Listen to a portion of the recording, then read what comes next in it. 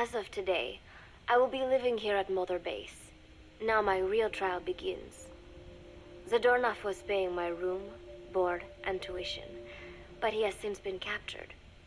I told the man that with no more money from the KGB, I could no longer afford school.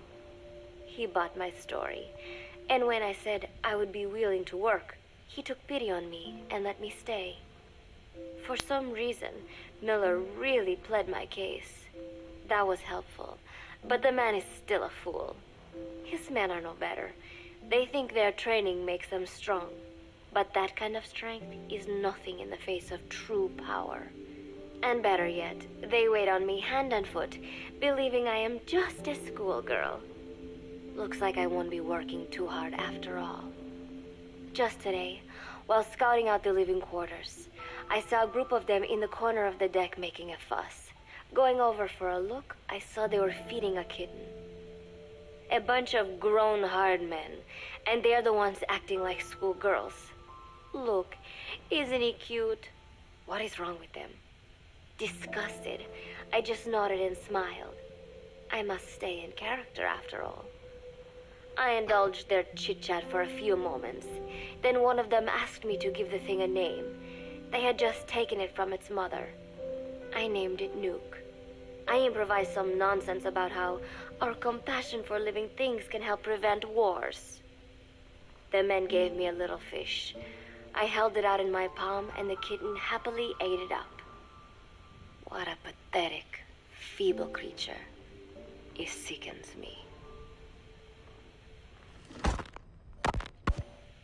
Today, Chico invited me to go fishing with the soldiers. I suppose finding one's own food does have its merit, but I prefer not to be involved in such a degrading task. And their prattling on about fishing being fun is nonsense. I'm not here to find playmates. Nevertheless, distasteful as it was, I went along in order to maintain my cover. Chico thrust a fishing pole into my hands, and we went up onto the deck where several soldiers had gathered. They welcomed us warmly. With so few women aboard Mother Base, I'm treated like a princess. No one suspects I am neither a teenager nor a student. It was nice and sunny, with a gentle breeze and waves. As I cast my line and waited for a bite, the soldiers began to ask me all sorts of questions. As always, I answered according to our predefined scenario, feigning a smile. As I sat there feeding them lies, the fish began to bite, and the soldiers began to focus on their prey. Chico had his bait stolen by a fish, and got so angry that he stood up and nearly fell into the sea. Everybody laughed. It almost made me want to join in too. At some point, I got a bite myself. The instant after I felt that first gentle tug, the fish yanked the line with astonishing strength, and I let out a cry of surprise. I thought he was going to be huge. It was my first time fishing, and I was a bit flustered, so the soldier beside me helped by supporting the pole from behind. "Reel it in," they shouted. I nodded, turning the handle as fast as I could. I wondered what kind of fish lived below the surface, and thought back to the deep sea dives I had to do as part of training. Those were difficult days, but I remember finding the multicolored fish gliding through the water incredibly soothing. After a hard fight, I pulled it up. To my surprise, it wasn't even half a vara, rather anticlimactic. But I wasn't doing it for fun, so I wasn't the least bit disappointed. Nook was hovering nearby with an expectant look on his face, so I gave the fish to him. All in all, a thoroughly wasted day. Preparations are coming along nicely.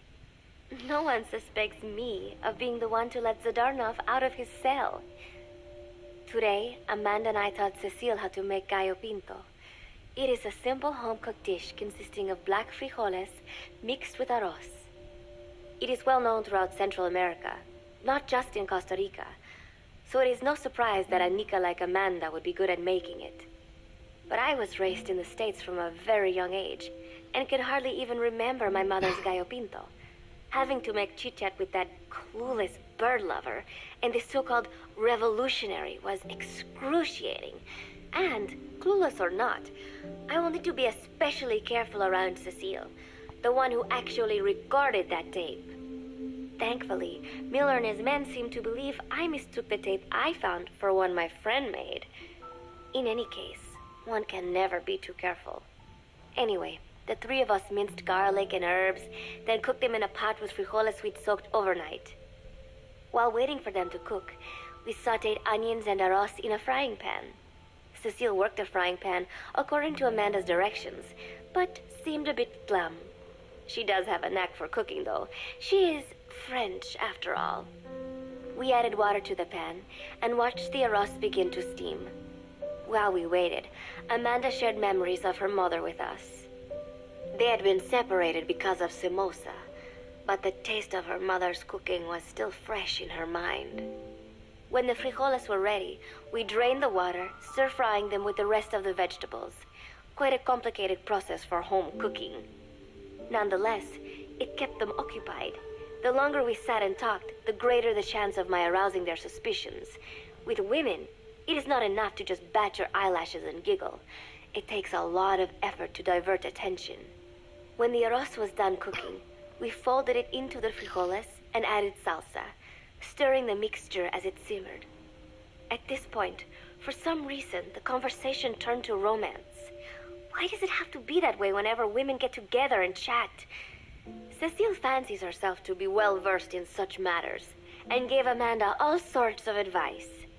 It was harmless enough, until, to my irritation, she began pestering me whether there was anybody I liked. Not right now, I said, trying to dodge the question. But she pressed on. It's Snake, isn't it? I gritted my teeth and played it coy. Maybe. Cecile nodded and giggled. He is pretty sexy, isn't he? What a ditz. It's all I can manage to just survive. The thought of romance has never once crossed my mind. I have no interest in that kind of man. Soon enough, a rich aroma began to fill the room. The gallo pinto was ready. New came over and rubbed up against our legs, looking for a handout. Unfortunately, it was not the kind of food a cat would like. We let a few of the soldiers have a bite, and then headed off to the mess hall. The home-cooked flavor we'd achieved was a big hit with the men of MSF. Not that we are trying to impress them or anything. Even I could manage a dish like that. Snake enjoyed it too. Let me make this absolutely clear. I have no interest in that man. Football, or soccer as it is known in the States, is extremely popular here. It has not caught on yet in the US, but it has legions of rabid fans all across Latin America. These fans can get so rowdy that it is commonly believed El Salvador and Honduras went to war in 1969 over scuffles in a soccer match. In reality, tensions between the two countries were already high. The match was merely one of the sparks that set them off. But these people are so passionate about this sport that the story seems plausible. Predictably, many of the soldiers here are fans. They have apparently divided themselves into Costa Rican and Nicaraguan teams and started playing each other. To play, you need a ball and 2 goals. The R&D team built and set up simple goals on the deck. I had absolutely no interest, but Chico insisted that I come and watch. It was not a proper match by any means. The pitch was not even regulation size, but the players and spectators alike got pretty excited. They banged empty cans and shouted cheers through the handmade megaphones. It almost felt like carnival. Huey, the referee, blew a whistle to start the match. The soldiers' training has left them in excellent physical shape, but they lack the honed skills of professionals and their play was quite rough. Midway through, one of the men collided with another. They started shouting at one another, but Huey stepped in. I thought we had forsaken our countries, become one with the earth, he said, quoting Snake. We're not competing for national pride here, and we are not fighting for the good of any one country. This is not a war. Soccer is a peaceful sport, am I right? The soldiers nodded. They know the pain of war, and they share Snake's vision. Perhaps that is why all this resonates with them. Team Costa Rica was down a man, and somehow I was picked to fill in. Costa Rica had the advantage up until that point. I suppose Huey wanted to keep it balanced. The soldiers agreed with Huey's call. Maybe the Costa Rican players felt an even matchup would be more fun too. I could not be bothered to run at first, but chasing the ball out there in the hot sun, I was soon drenched in sweat. Before long, I found myself actively seeking out the ball, partially out of desperation. I picked up a loose ball deep on the opponent's side of the field. Even though he's Nicaraguan, Chico cheered me on, yelling, "Go for it, shoot!" I launched the ball as hard as I could, only to have it blocked by the keeper. Disappointment only increased my determination. In the end, I didn't score a single goal, and Costa Rica gave up its lead. It was really close, though. We congratulated each other on a good match and sprawled out in the shade on the deck, exhausted. The ocean breeze felt so nice on my sun-soaked body. Nuke came over. It is one of his favorite spots, and stretched out next to me. And together, we watched fluffy white clouds drift lazily across the clear blue sky. It was lovely out today, so I decided to sun myself in a lounge chair up on the deck when Strangelove came up to me. Despite the heat, she was in her usual long sleeves and pants. I waved at her. She looked away and mumbled, "Hello there. Fancy meeting you here." I asked if she needed anything, feeling her eyes creeping up and down my body like she was savoring it. Finally, she swallowed and said, "You have such beautiful skin." Bewildered, I shook my head and said, "No, not at all. I had heard rumors that she was a lesbian, but she couldn't be after me, could she?" She continued to stare and said, "No, it is beautiful, but you must not let yourself get so tanned." And then she took my hand in hers. "What is wrong with a little sun?" I asked, trying to cut the conversation short. But she shook her head violently. "No, you mustn't. A young lady should take better care of her skin." She was acting strangely now, as if aroused. She lectured me on the perils of tanning, how it ages skin, causing wrinkles and spots, and in the worst cases, even skin cancer. I knew already that tanning could cause spots, but I thought only pale-skinned Anglo-Saxons had to deal with that. Having a scientist tell me it causes aging, though, that spooked me a little. If I am to keep playing the teenager, I will have to start paying more attention to my skin. Sensing my anxiety, she took a small tube from her pocket. She said it was the sunscreen she always used. She told me to keep it. I didn't know what to say. I was more than happy to take it, but exactly what were her intentions? Was she merely being nice? Or is she really into me? Either way, there was no reason to refuse, I suppose. I have undergone training.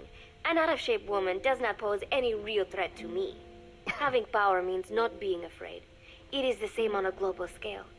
A country with nukes can dictate terms to a country without them. I thanked her and took the tube. Then she offered to put some on for me.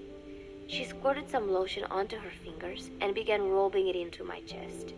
It happened so suddenly, and I was so taken aback that I did not even think to protest. She caressed my stomach with her long white fingers, then slid them upwards between my bikini-clad breasts. "What? Wait," I sputtered as her moist eyes met mine. She was beautiful. Somehow, I found myself captivated by this woman more than 10 years my elder. "Hold still," she whispered in my ear. I nodded silently, unable to refuse. My body went limp, motionless, as if in a trance.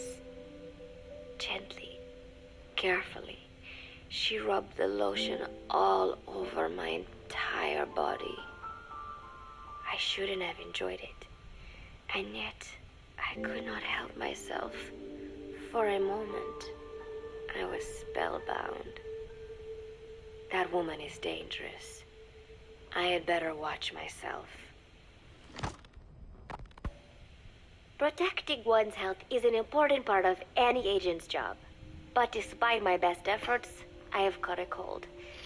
Now that I think about it, Mother Base's numbers are on the rise, with soldiers coming from all different places and backgrounds.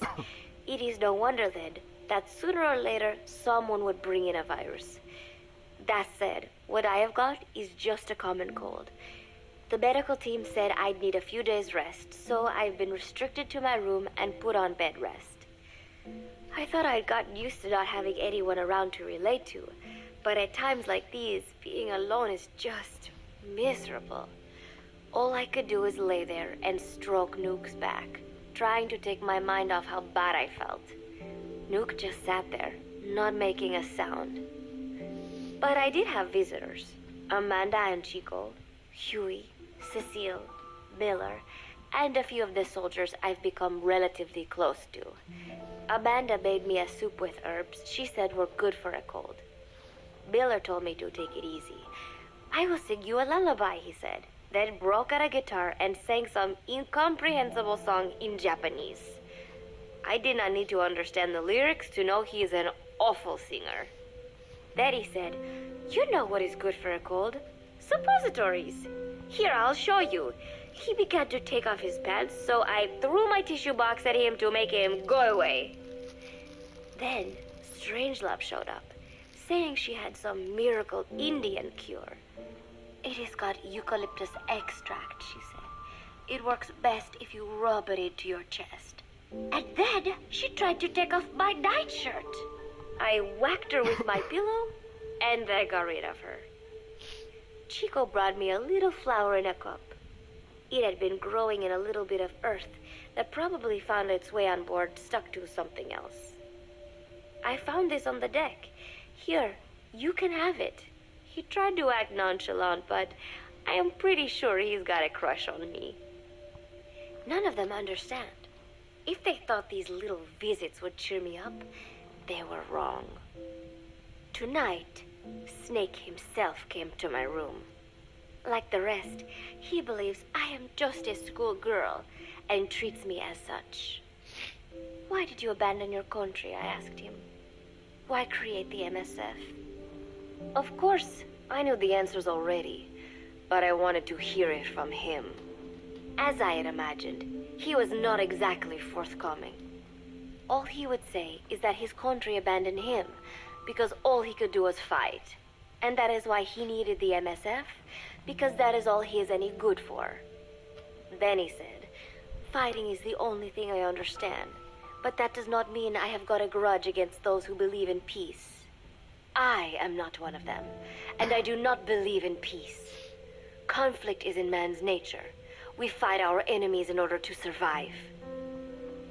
Maybe we are not so different after all, he and I. But that is exactly why I'm going to have to kill him, or else he will have to kill me.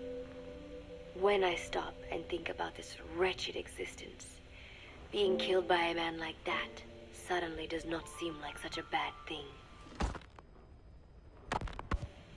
Every month, Mother Base throws a party for all the soldiers whose birthdays fall in that month. There is something strange about a military organization having parties. Really though, it is just an excuse to drink and make noise. It is not easy to get alcohol in a fortress in the middle of the ocean. Most days they are training from dawn till dusk. They do not have time for things like drinking. That is why Snake and Miller came up with the idea, to give everyone a chance to let loose. Obviously, a bunch of boors like that are not going to bother with blowing out candles on a cake. Rather, they sit there in a cloud of cigarette smoke, drink beer, eat meat, tell tasteless jokes, and swap crude insults about one another's hometowns. But it hardly ever breaks out into something serious. They talk up a storm, but they're just having fun. It is funny. You have got members of FSLN rubbing shoulders with the UCLAs, People who once would have considered the other mortal enemies. I wonder if that is what makes Big Boss so popular. In leaving their countries behind, they leave their hatred for other countries too. Miller seemed a little protective of me. Hope they're not being too crude, he said. But soon enough, he too was drunk. He yelled, "Come here and take a look at the real Kazuhira Miller." Then dropped his pants and mooned everybody. The other soldiers burst out laughing. I have never seen such a crude, ridiculous party before. And yet, all these people, laughing and acting the fool. Is this what they call peace? For some reason, I began to think about all that has happened since I came here. Fishing with Chico, cooking with Amanda and Cecile, playing soccer, having visitors when I caught a cold. When I stop and think about it, my time here has been the most peaceful of my life. But that is about to end. I cannot imagine he will be willing to negotiate. It seems I am to fight the legendary Big Boss. I do not know if I'll be able to beat him. But if I have to choose between death and defying Cypher, I will gladly choose death. The thought of dying does not scare me. But if I disobey my orders, the fear and despair awaiting me will be far worse than anything I can imagine. It was Cypher who took me in as an orphan, gave me food and a place to live. His orders may have been unreasonable, but I will never repay my debt entirely. It seems I have no choice. I must fight this man. I must fight Snake. Do you know Miller, Snake's right-hand man? Apparently has got at least one serious weakness. He is an insatiable womanizer. He does not bother me, most likely because he considers teenagers off-limits. But he has hit on every single one of the few female soldiers here at Mother Base. They ought to be telling him where to stick it, but end up falling for it so easily. I think some of it stems from the fact that he is actually not that bad looking. Anyway, today, that nasty habit got him in trouble. He and Snake got into one of their rare fights, and I was there to see it. They burst out of the showers, completely naked, trading punches. I am no child. The sight of a naked man does not make me blush. But this was something else. "Maybe this'll teach you," Snake yelled as he slammed his fists into Miller's chest. I heard later that apparently he had been two-timing someone, and that same someone had gone to Snake with her troubles. As I see it, it is her own fault for letting herself be deceived like that. If she is too dumb to see through Miller's lies, then she got what she deserved. But this was not the first time it had happened, or the second, and Snake read Miller the riot act. Miller argued back, and what began as a shouting match turned into a fist fight. "You son of a bitch," Miller yelled as he swung. "Not bad," said Snake, smiling, "but not good enough." And then he was back on the offensive. They had already been at it pretty hard in the showers, and their bodies were covered with bruises. Both of these men had been trained for war, their bodies deadly weapons. They were each bleeding from a dozen places. All this from a fist fight. Even so, it was far less gruesome than if they had given it their all. It was obvious that one of them would be dead were they fighting for real. Miller took another swing, yelling, "Try this then!" Snake parried, then responded in kind. But I could tell he was not aiming for anything vital. "You are one tough bastard, boss," Miller muttered. A smile crept across his face as he caught his breath. And then they went right on fighting. Blood and sweat flew off their glistening bodies. It was combat without hatred or hostile intent. I had never seen violence like this before. And yet, it was more than just a friendly tussle. They were utilizing every technique they knew. It was not a sporting match. They were not playing by the rules. How could they keep this up? At last, the two men tired themselves out, and the bizarre scene came to an end. They looked at each other's battered bodies, and then burst out laughing, embracing and congratulating each other on a good fight. It all seemed so idiotic. I still cannot fathom such behavior. But somehow, I got the sense that for all his womanizing, Miller really only trusted one person, and that was Snake. There was no way I could ever come between the two of them, and at that thought, I began to feel as if I had lost. All of Mother Base is preparing for a festival. Since Snake and his soldiers spend so much time fighting, they are setting aside one day a year for peace and relaxation. I do not know all the details, but apparently that is what Snake and Miller decided. These soldiers love the idea, of course. There is so little fun to be had here that everybody looks forward to events like these. That is all well and good, but somehow I got roped into getting on stage. Come on, we even both have peace in our names, said Miller. And Zadarnov, that old Ruski's name, has something to do with peace too, right? Hey, as long as we're having a day of peace, we ought to get an act together. The Three-Piece Band. I thought he was joking. He then proceeded to share his idea without bothering to check with me. And now, I am slated to sing. Apparently, he had heard me on the deck one day, and since then he's wanted to form a band. Everybody's looking forward to it, so there is no way for me to back out now.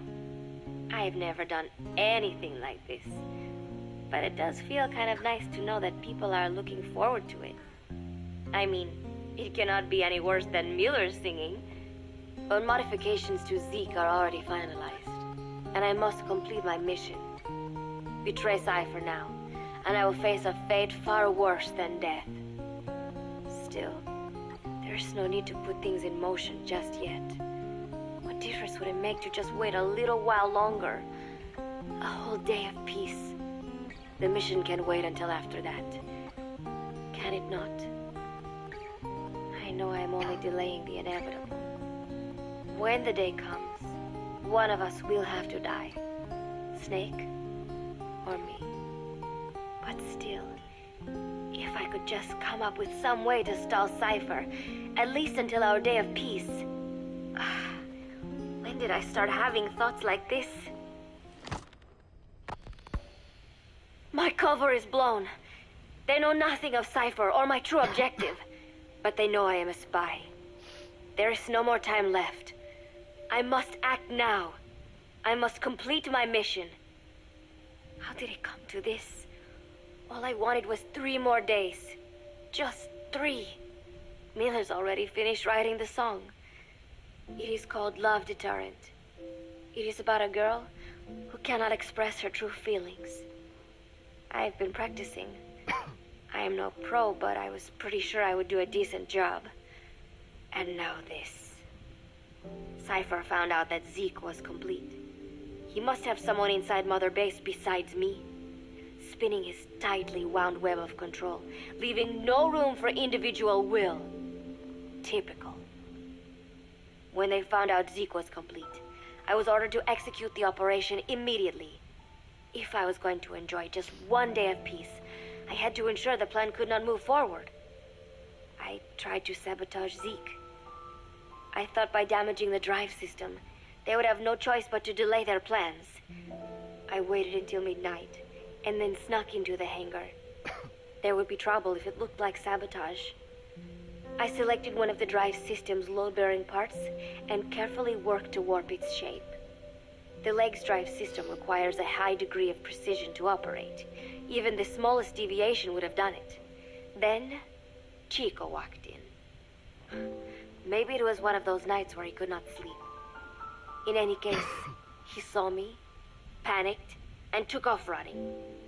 It would have been easy to kill him, but I could not.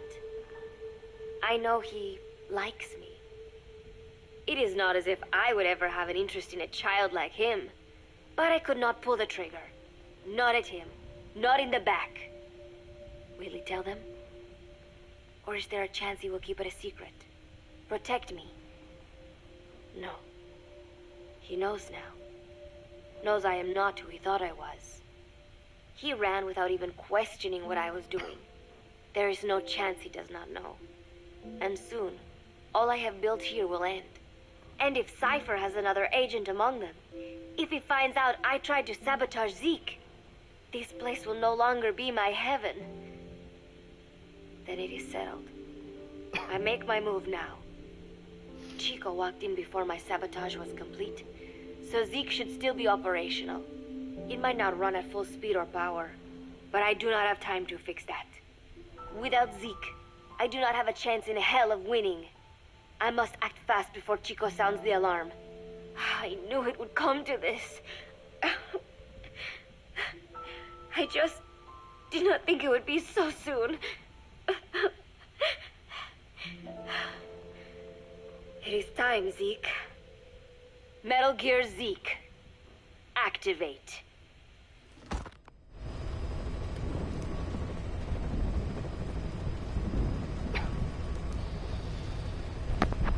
Yep.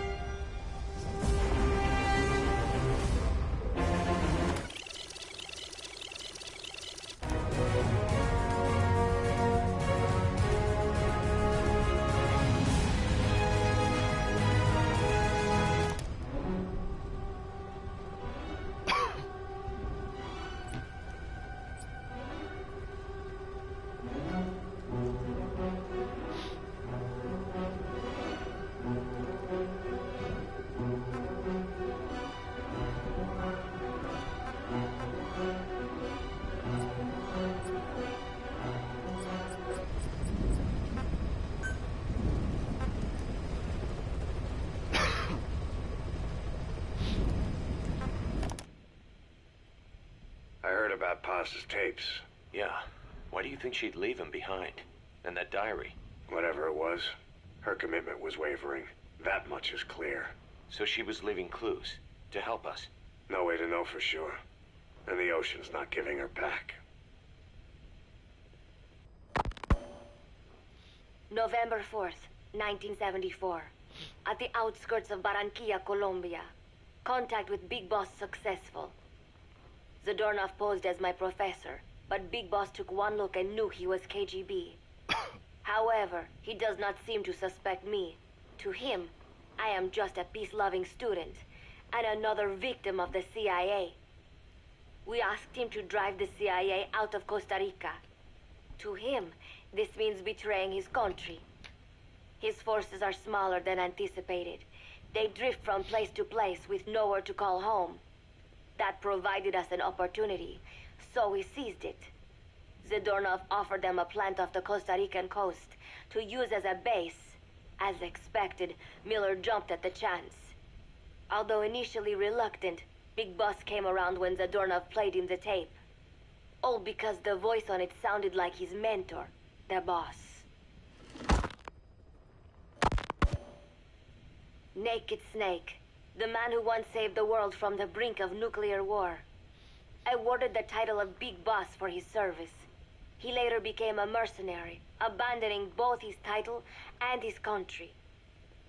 To him, that honor was steeped in the blood of the boss, the mentor he was forced to eliminate. Exceptionally charismatic, he possesses unparalleled combat and intelligence-gathering abilities. His only discernible weakness is her. This operation hinges on how effectively we can exploit that. Kazuhira Miller is Big Boss's lieutenant. Half Japanese, half American. He once served in Japan's self-defense force. Though he and Snake first met as enemies, they discovered a common bond and together built their private army, with Miller directing business and administrative affairs. He comes off as shallow, but his true intent is hard to read. I must be careful. All that is clear is his infatuation with Big Boss. With East and West fighting over its control, Central America is now the most contested region on Earth. CIA Central American Station Chief Coldman has developed Peace Walker, a fully AI-automated, fail-deadly nuclear launch system with which he aims to reignite the Cold War. Snake's new objective in Costa Rica is to prevent that. Zadornov's, or should I say, the KGB's plan is to play the two sides against each other, turning the entire region red. Not one of the three parties realize they're all just pawns in Cypher's hands. Cypher watches all. Mother Base has developed rapidly since being established in the Caribbean Sea. They recruit more personnel daily, and already their mercenary services are turning a profit. Big Boss's leadership and charisma, and Miller's business acumen drive this impressive growth. Furthermore, joining forces with a faction of the FSLN has expanded their power even more. They have even commenced their own weapons development program. All is proceeding according to Cypher's will. I could not be more pleased. Snake's pursuit of Peace Walker led him to an AI modeled after the boss's thought patterns. It was incomplete, but, somewhat ironically, making contact with Snake was the necessary finishing touch. Meanwhile, the scientist behind Peace Walker's locomotive control, Huey, defected to Snake's army. His presence has greatly accelerated weapons development at Mother Base. I failed to anticipate Coldman's madness, but nuclear war was averted. However, this was only after the boss AI on board Peace Walker sank itself to the bottom of the lake, in what could be likened to suicide. The boss laid down her gun, choosing to sing for peace instead, and Snake, himself a gun, parted ways with her. In doing so, he reclaimed the title he once abandoned. He is Big Boss. Zadornov has been detained. Since this leaves my cover identity without a guardian, the Mother Base staff has taken me in. I am now better placed than ever to monitor their internal affairs. Everything continues to unfold according to plan. The developer of the boss AI, Dr. Strangelove, has also come to Mother Base. With her and Huey's expertise, they can now develop a weapon capable of matching Peace Walker. Development on the bipedal weapon is now complete. They call it Metal Gear Zeke. It stands there like some sort of mystical guardian. The soldiers gaze on it with pride and reverence. Big Boss has elected to arm it with a nuclear weapon. As an army without a nation, they seem to feel the need for a deterrent against whatever the world might pit against them. It is a dangerous gambit. Why do such a thing? Their nuclear strategy differs from the Americans and the Soviet Union. The superpowers deter attack by revealing their nuclear arsenals to one another. Snake and his men know that if they were to go public with this, the whole world would unite against them. Business would dry up overnight. so they do not plan on revealing the nuke until necessary. This ace-in-the-hole approach is their idea of a nuclear strategy, wielding a deterrent, all the while unable to reveal its existence. I wonder if Snake sees how vulnerable this makes them. Yes. Hijack Zeke? Yes, I did indicate that to be our leverage. But I cannot imagine his agreeing to that now. But did you not raise them to safeguard your governance without borders? No. I have not forgotten. Cypher Watch is all. Yes, things are proceeding, but modifying Zeke has not proven easy. I am using Zadornov to buy some time. No, I have not forgotten what you said. However... Well, forgive me for asking, but... This is you I am speaking to, isn't it, Cypher? I will fight Big Boss. The world must be ruled by a single will. To defy Cypher is a fate worse than death.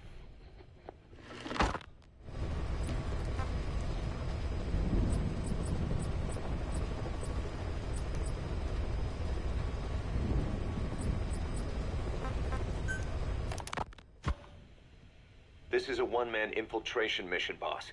Equipment is the bare essentials. Anything else will be OSP. The target location is a prison camp on a U.S. military base. Those Marines have the place locked down tight. Your only backup will be one extraction chopper. We can't send anything else. You won't need to. Again, this is infiltration, a sneaking mission. Your number one priority is remaining undetected. Use discretion before engaging any guards you encounter. Be mindful of their sensory perceptions: sight, sound, smell, and pain. Fortunately, these atmospheric conditions will continue until dawn. That should provide you with some cover. At least the weather's on my side. Your mission objective is to rescue Chico and Paz. According to Chico, they're both being held at an old prison facility. Recon from the intel unit supports this, so it's safe to assume that's where they are. Once you've gotten them to the RV, call in the extraction chopper. I'll monitor the situation and offer guidance from here. But you'll be the one in the field. How you handle this mission is entirely up to you, boss. Snake, yesterday we received official communication from the IAEA. It says, it has come to our attention that your organization recently purchased nuclear fuel from Uzbekistan authorities. We request permission to inspect your facilities. What a load of bullshit. Yeah, they're after Metal Gear Zeke's nuclear warhead. I'm betting this is payback from Cypher after Paz's leak. Using the UN. There's no telling how much influence they have. But the IAEA can only do inspections in countries that are party to the NPT. And we're not a country. Exactly. We haven't signed a safeguards agreement with the IAEA over peaceful nuclear use, and we're not obligated to report any nuclear material we have, nor information about any nuclear facilities. The IAEA has no authority to inspect us. But despite all that... That nuke's our last line of defense. We don't want to announce we have it until the world is preparing to wipe us off the map. Until then, we let everyone think we're just a private army with conventional firepower. What's Huey's take? That the problem's how to hide the nuke in Metal Gear. But I gotta tell you, he was all for it. I see. But there's no way we can have the IAEA poking around here. So what do? Ignore them? Send them an official letter of refusal. Say that we're a private organization and we've done nothing to attract this suspicion. You got it. We finished Zeke's waterproofing reinforcement yesterday. The day after tomorrow, we'll be done installing the main depth control tank, the compressed air tank, and the attitude control propeller pod. Huey. If the underwater test goes well, next week we'll try the 300-foot seabed depth. Drop the act, Huey. How did we end up agreeing to the nuclear inspection? Because after you sent that letter, I told them. After careful reconsideration, we agree to your request. And frankly, we should be inspected. This is our chance. If they come and go without discovering the nuke, we can tell the world we're clean. Of course, it's risky, and we'll have to make sure everything's perfect, but it'll be worth it. Huey, can they do an inspection without going through the Board of Governors? We contacted the IAEA's admin branch, and they said there's no record of us being brought up at any of the board's meetings. I'd say probably a preliminary inspection to determine whether we should be referred to the board. So it's bound to be a small inspection team, and they won't be here that long. Don't worry, leave everything to me. Has the media gotten wind of this? Yeah, 2 major Western networks want to do stories on us. I planned on saying yes. What? You want to broadcast this place to the world? That's why I agreed to the inspection. This is a golden opportunity. We can use the media to prove to the world we don't have a nuke. Besides, even if we said no, it would just be delaying the inevitable. Kaz, our hands are tied now. Start getting the place ready. Thanks, boss. Don't get the wrong idea. You've set it up so that any more changes of heart will arouse suspicion, that's all. Zeke stays, but we'll have to move all other AFVs to shore. Any potential troublemakers can go with them for some mandatory R&R. Sound good, boss? Just do it. About the inspection, what do we tell the men? The truth. What else? The one thing we don't need to worry about is anyone here spilling the beans about Zeke. Good point. What about the Sandinistas? There's still quite a few of them left on the base. I hate to say it, but it won't look good having Soviet bloc personnel here. The problem is, moving a group that size in a hurry would look even worse. At least Amanda's on assignment in Cuba. They'd recognize her. She should stay put for now. All civilians save Huey will have to return to their countries. Even your Parisian? Of course. We'll get her whatever paper she needs. Dr. Strangelove's departure came at a perfect time. The less Zeke-related staff here, the better. Wait, she left? That's right. You were away on a mission. She left last week. There's nothing cooking in AI weapons research, and Zeke is complete. There was really no reason for her to hang around. I'm surprised Huey let her go that easy. Yeah, his crush on Strangelove was never much of a secret, huh? He followed her everywhere while Zeke was in development. Boy, would she get pissed. But he does have a lot on his mind right now. I've got bigger issues to deal with. That's what he said. That's the spirit, Huey. 10 days ago, we got reports that Paz was still alive. She survived. She was rescued by Belizean fishermen who found her drifting in the Caribbean. So what's the plan? Silence her before we're compromised? No. I've got something else in mind. Our friends at Cypher suspect Paz could be a double agent. She's being held for interrogation at a camp on the southern tip of Cuba. Black site. Nice. A slice of American pie on communist soil, and out of U.S. legal jurisdiction. The upcoming inspection of Mother Base has to be connected somehow. The timing's too perfect. The UN's nuclear inspection. My guess is they're trying to corroborate Paz's leak. We're an army without a nation. Word of our capabilities gets out, and we'll have the whole world out to shut us down. Having an American private intelligence agency involved's bad news. Cypher's the ones who sent Paz to us in the first place. She knows their true nature. Right. Paz is our only link to Cypher. If she's still alive, we need her on our side. If not us, who else is gonna rescue that bitch? When do we do it? The inspection comes first. We'll deal with this afterwards. Do the men know? Word has started to spread.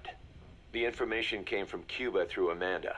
One of the base personnel used to belong to El Frente. I'll tell everyone we don't concern ourselves with the survival of enemy spies. We need them focused on the inspection. And if we get her back here and she isn't cooperative, there's still plenty of room for her in the ocean. Works for me. What about Chico? He had a chance to stop Paz from hijacking Zeke and he blew it. He's carried that guilt ever since. Kid really did care about her. Chico, it's hard to say how he'll react. Have Amanda call him out to Cuba. He shouldn't be here right now. Good idea. They haven't seen each other in a while. Little time with Big Sis and he'll forget all about you-know-who.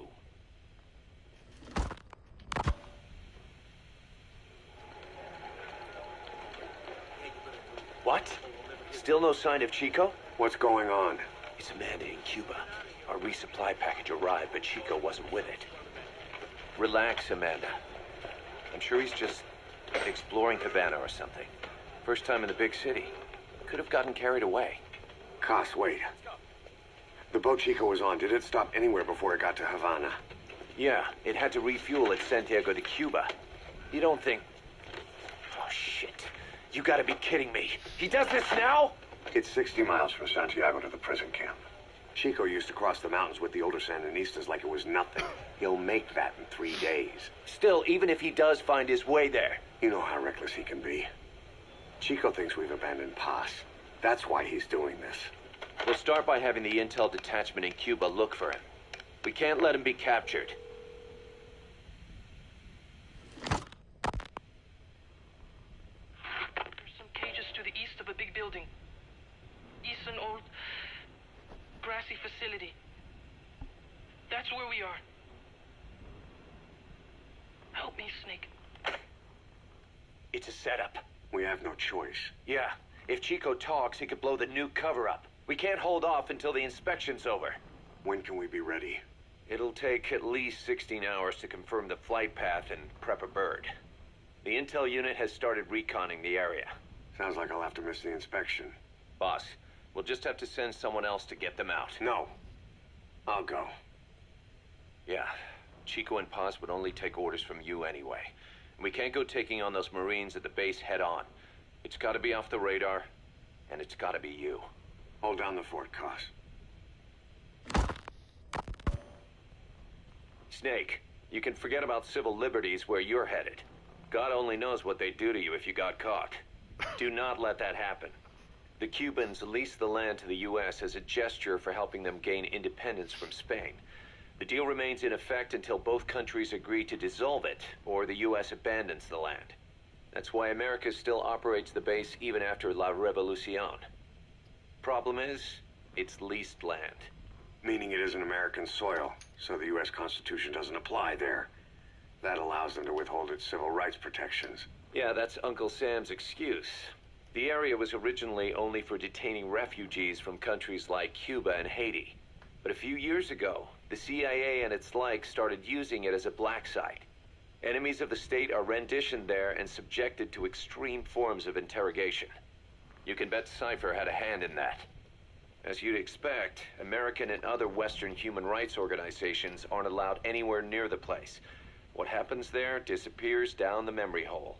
Who knows what they're doing to Chico and Paz? I'd like to interrogate her ourselves. But if worst comes to worst, make sure she's dead. Chico, on the other hand, we have to bring back, fast. He knows too much about us. Cos? The area is surrounded by mines placed by both the U.S. and Cuba, making escape on foot impossible.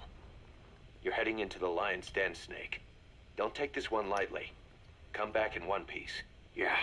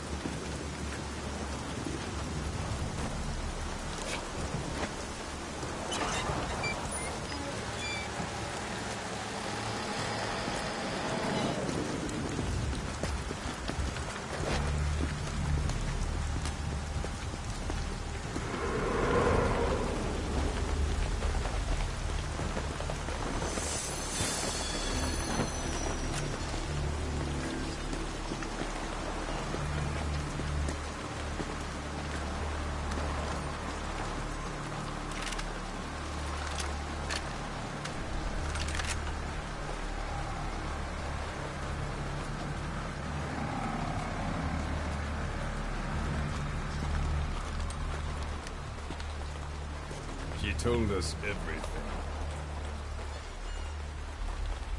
Don't worry, I kept my word. She didn't suffer long. Here. You earned it.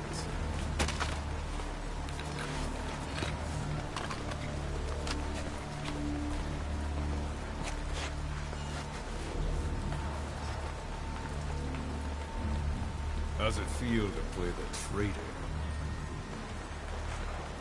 No more war games. You're a real man now, soldier.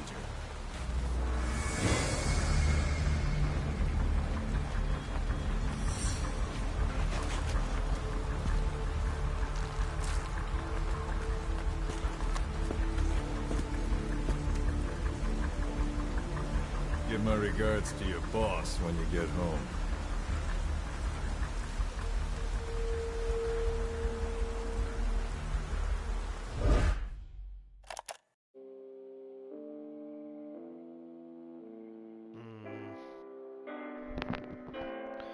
Oh boy.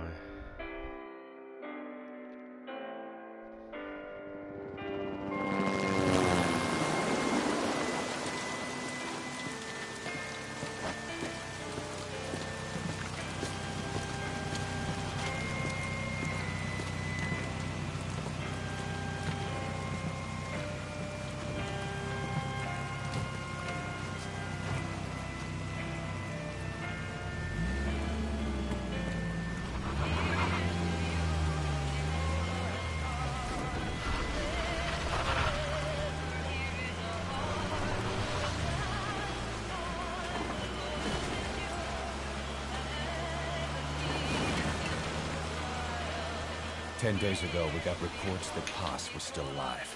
She survived. She was rescued by a Belizean fisherman who found her drifting in the Caribbean. So what's the plan? Silence her before we're compromised? No. I've got something else in mind. Our friends at Cypher suspect Paz could be a double agent. She's being held for interrogation at a camp on the southern tip of Cuba. Black site. Nice. A slice of American pie on communist soil, and out of U.S. legal jurisdiction. The upcoming inspection of Mother Base has to be connected somehow. The timing's too perfect. The UN's nuclear inspection. My guess is they're trying to corroborate Paz's leak. We're an army without a nation. Word of our capabilities gets out, and we'll have the whole world out to shut us down.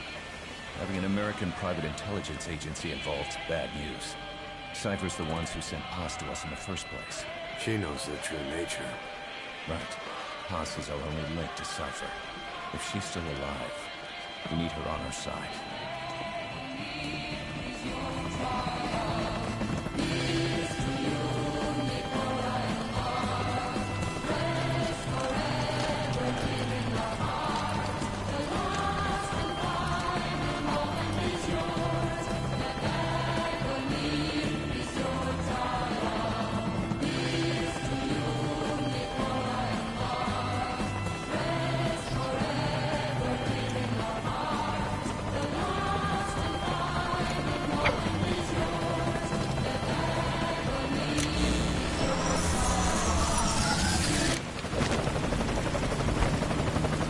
Trojan horse is in.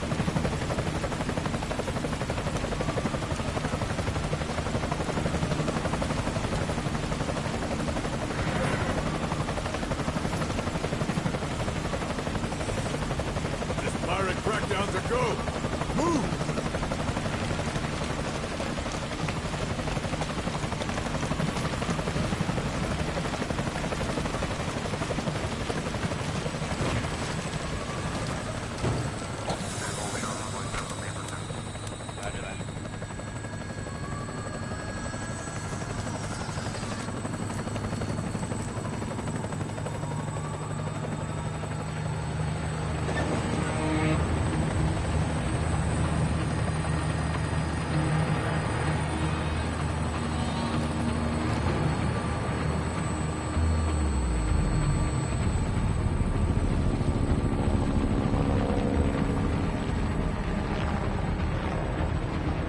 So who's the other target?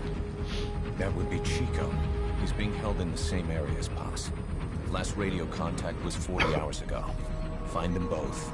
Bring him back alive. Enter the compound from the south cliff. Secure Chico and Paz, then report back from the rendezvous point.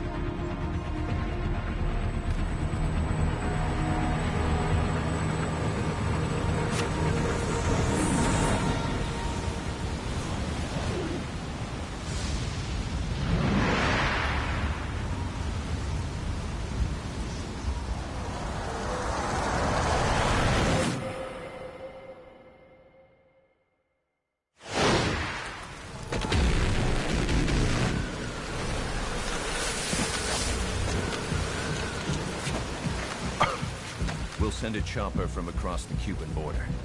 You should be back at Mother Base in time for lunch. You'll probably just miss our guests. The only catch is you go in solo.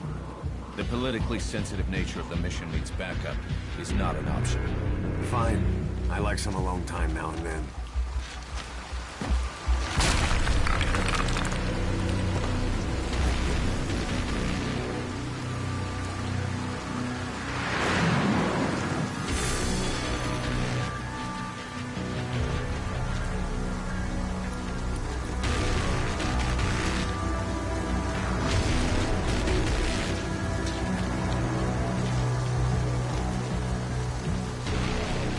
I'm in front of the prison camp. Excellent, Snake. Age hasn't slowed you down one bit.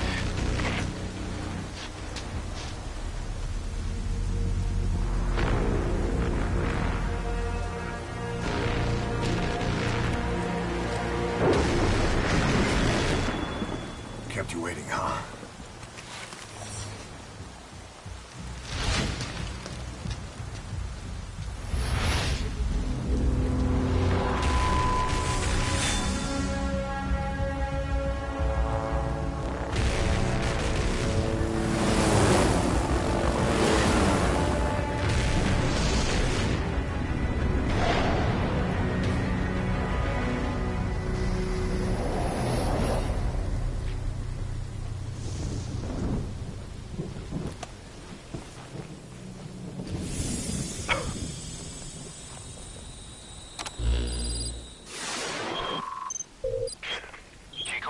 Are being held in an old unused part of the compound. Get inside and head northeast.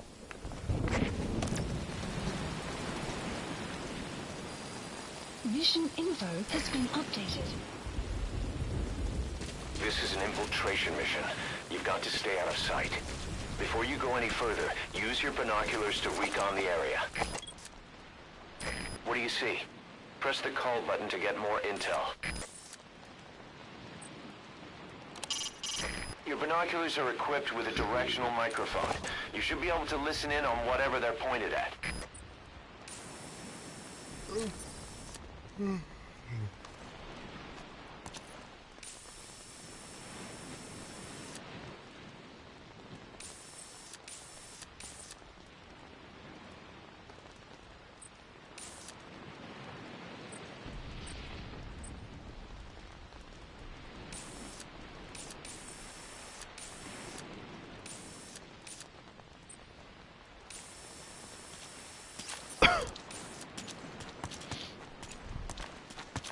All quiet?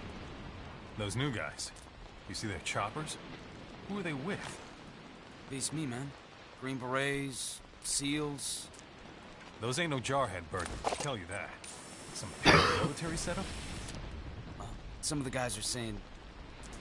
You know what? Best we just drive, right? Sure.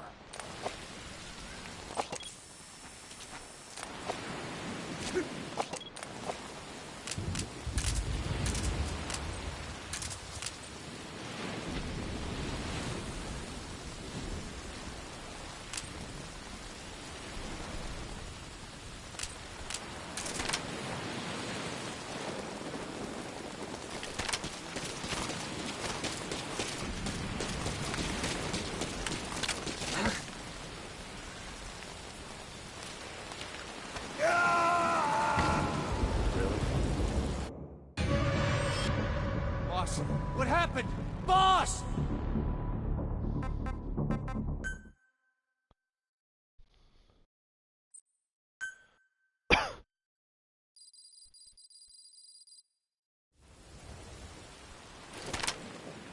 This is an infiltration mission. You've got to stay out of sight. Before you go any further, use your binoculars to recon the area. Keep low.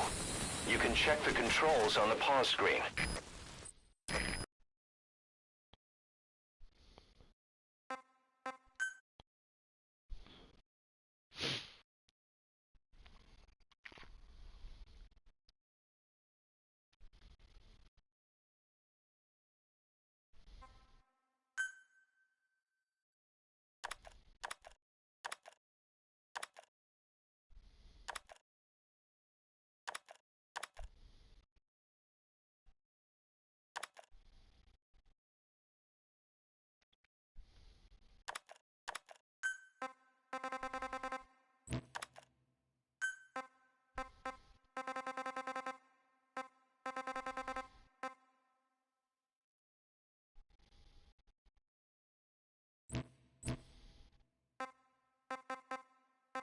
If you ready your weapon while crawling, you can move horizontally left or right.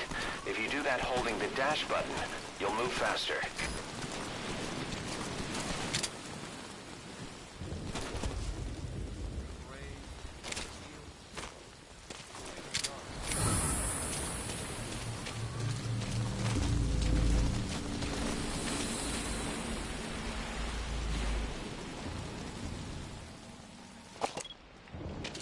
What do you see? Press the call button to get more intel. It's a guard. Don't let him see you. Avoid combat whenever possible.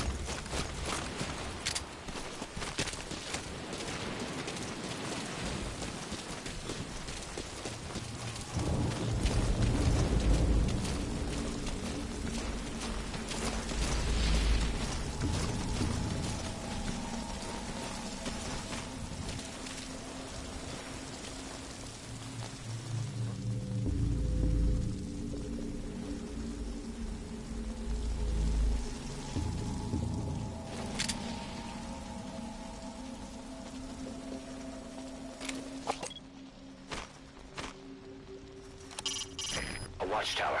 Don't get spotted.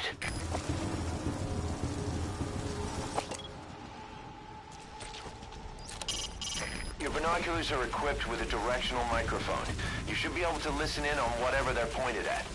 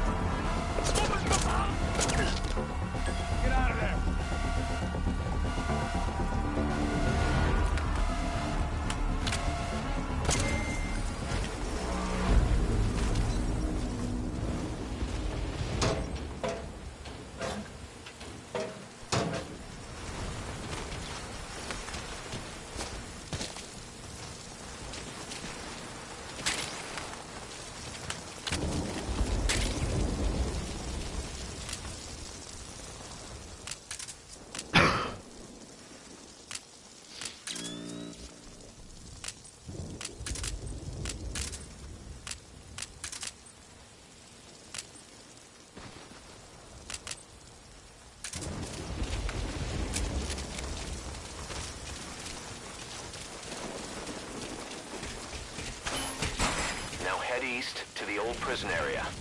You can bring up the target's location on your iDroid.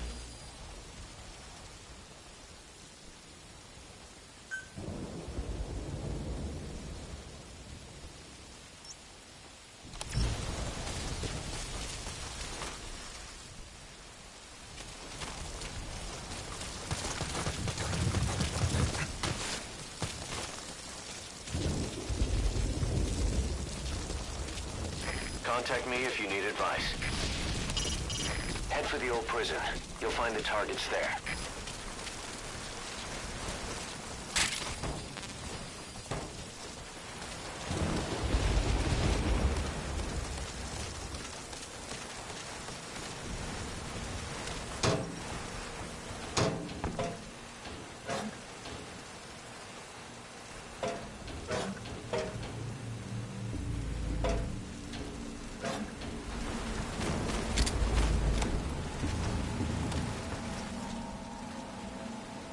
Eyes open, boss.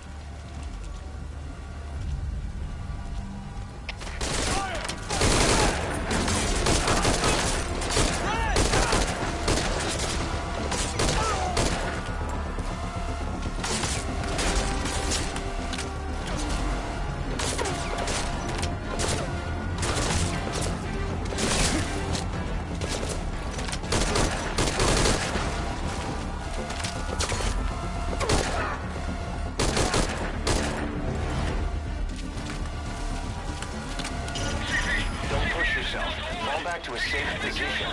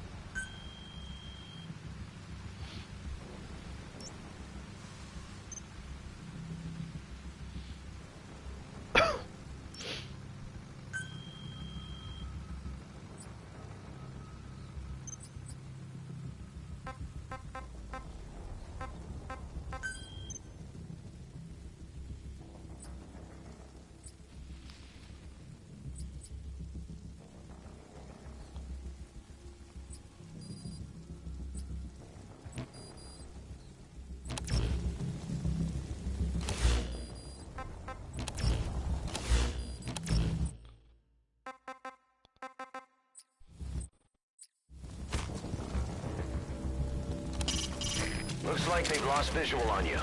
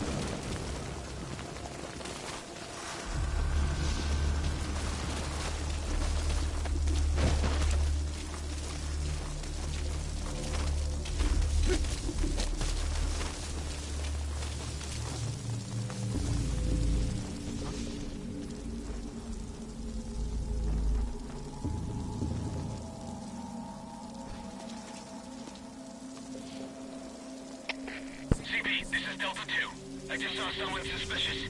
Checking it out. Over. This is CP. Understood. Keep your guard up. Out.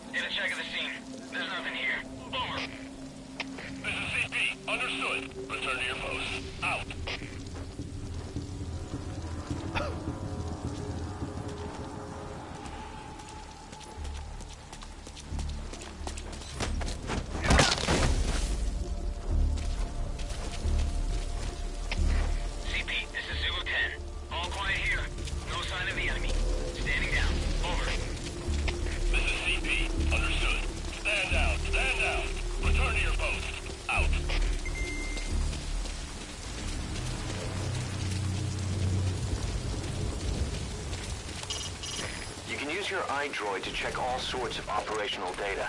The map, objectives, the target's locations. It'll help a lot if you let it.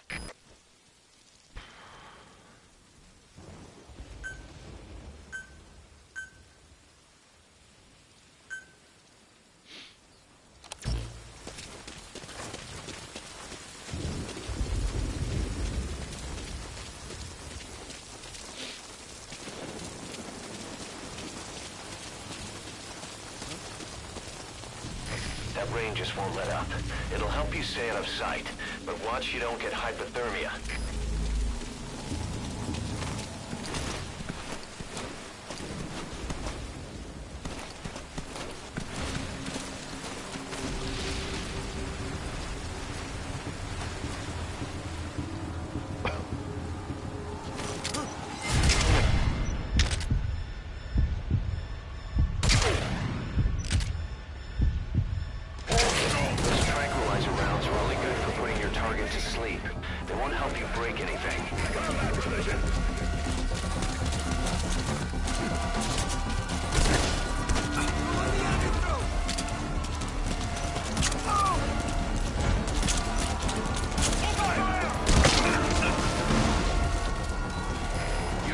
Injured. Find somewhere safe to rest. That'll give you a chance to apply first aid.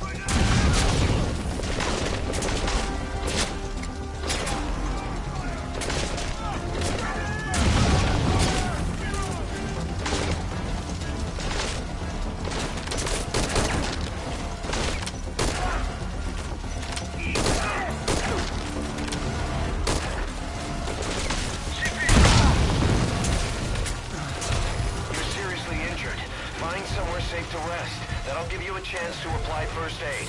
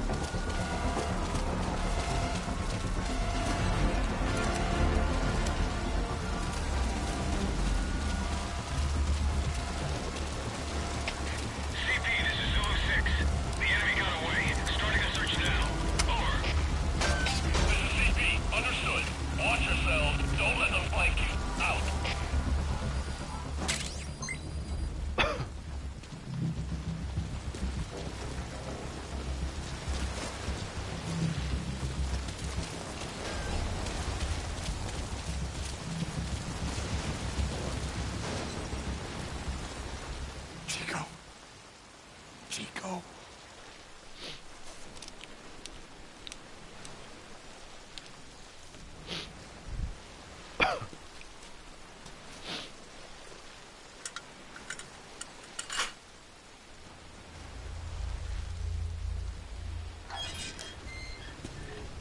Chico, it's me.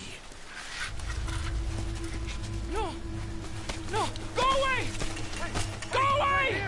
Come on, man. Get me out of here, please. Get off me! Get off! Chico, keep it down. Go away! Give me a second. Right over here. Hey, you gotta let me out. You let me out, go! Stay here. Get off me! Get off!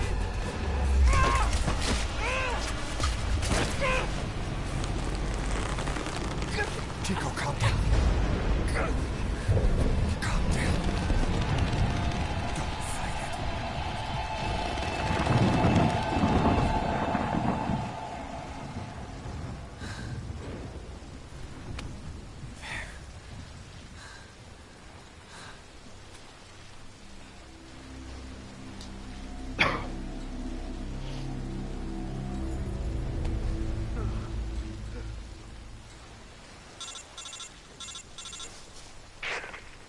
I got Chico. And Paz? Not here. Are you sure? Pretty sure. Is Chico able to walk? Hold on.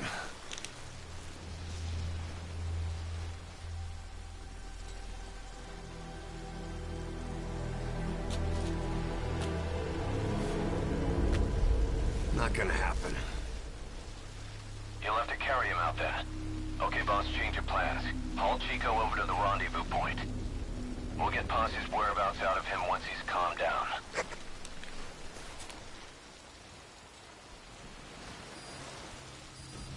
Mission info has been updated. I've marked the RV on your map.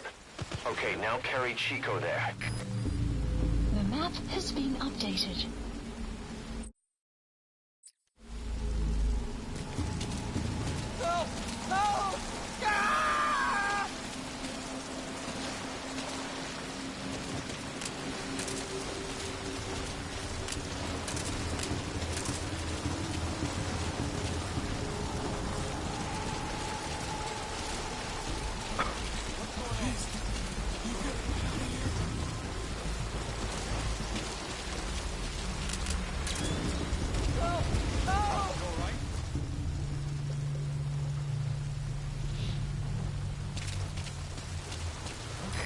There's someone in there.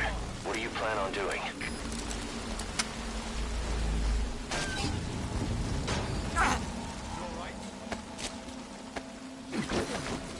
You can pull him out too if you want, but just don't forget the targets.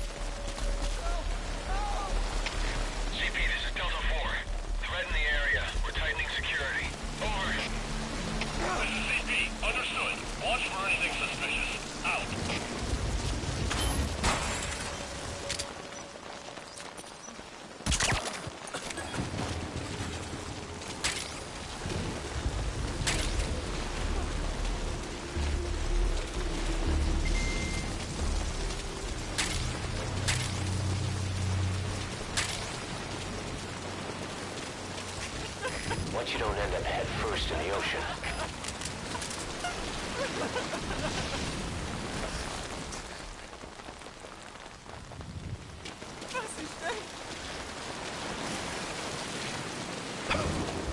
They killed her! The RV's just a little further.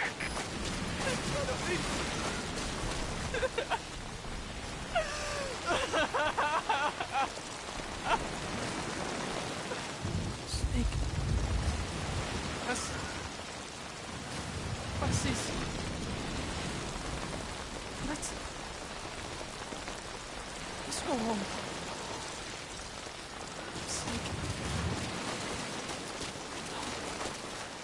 No! I wish I was dead. I'm sorry. I'm sorry. I'm so sorry. I'll just start over.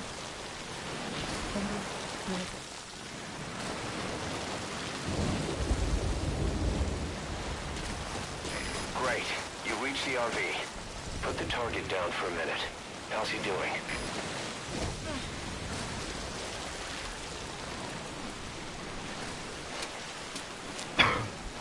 Chico, where is Paz?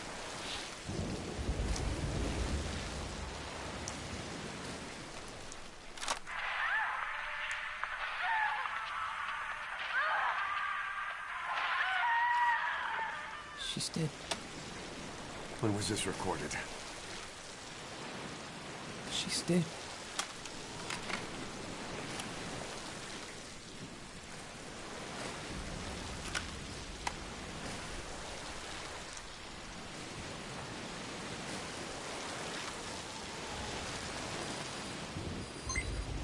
Okay, now use your iDroid to call the chopper for pickup.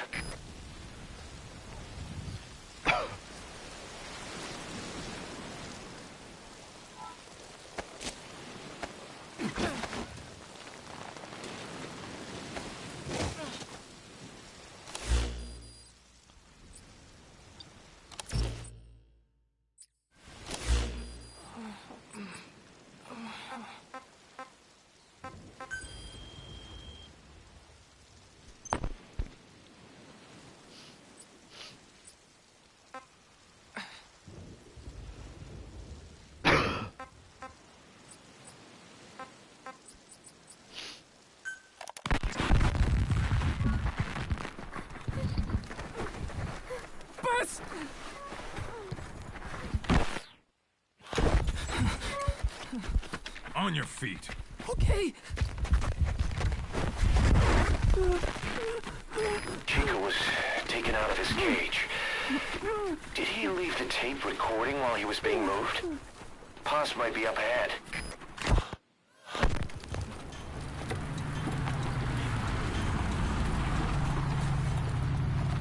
I hear vehicles. And a flag.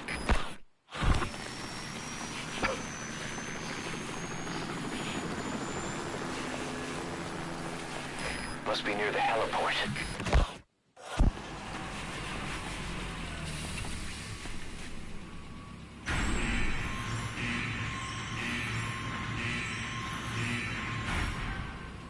A gate.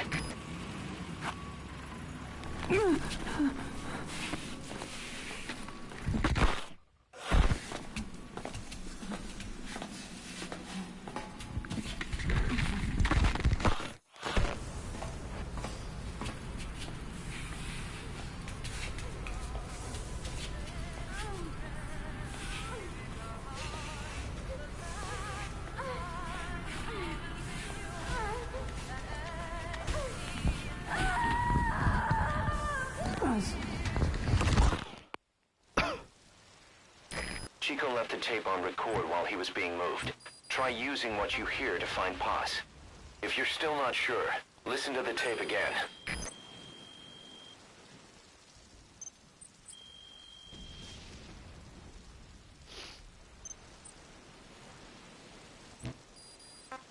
Please select a landing zone. Landing zone confirmed. Roger that chopper request. It's headed your way now.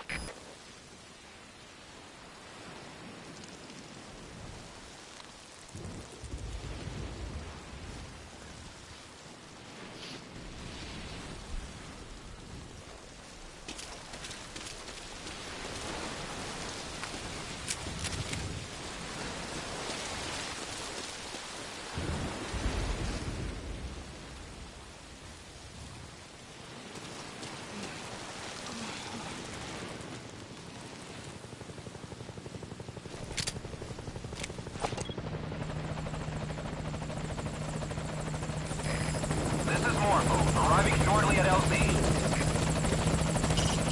Put the target on the chopper.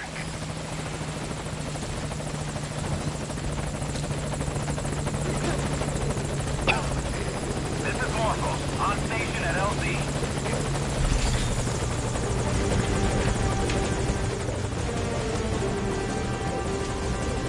Put the target on the chopper.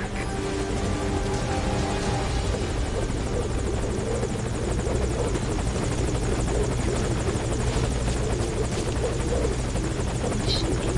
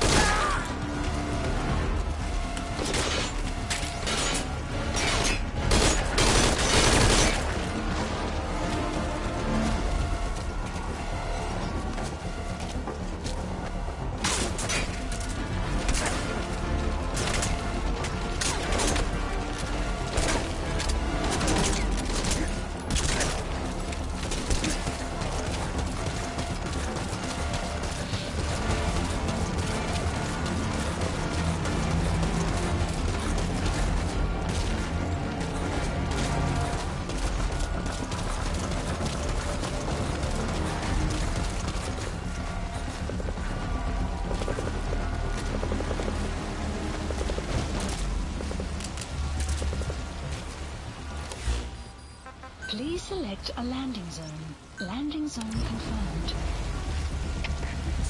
Roger. Dispatching chopper. Don't push yourself. Fall back to a safe position. They gotta be around here somewhere. Out.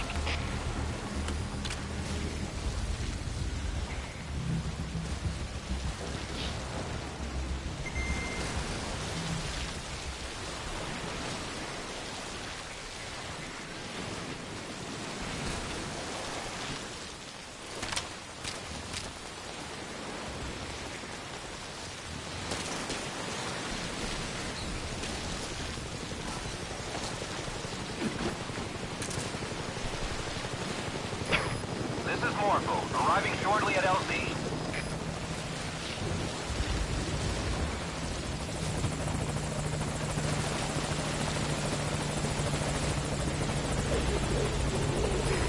This is Marco, on station at LZ.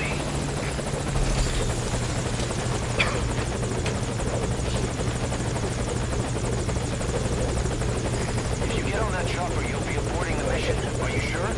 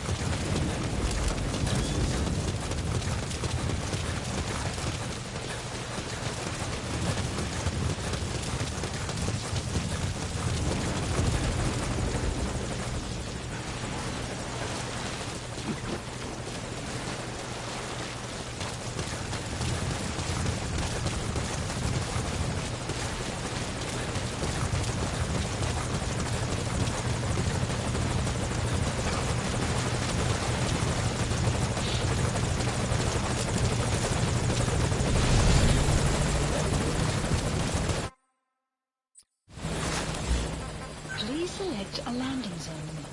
Landing zone. This is Marco, returning to target marker. This is Marco, on station at LZ.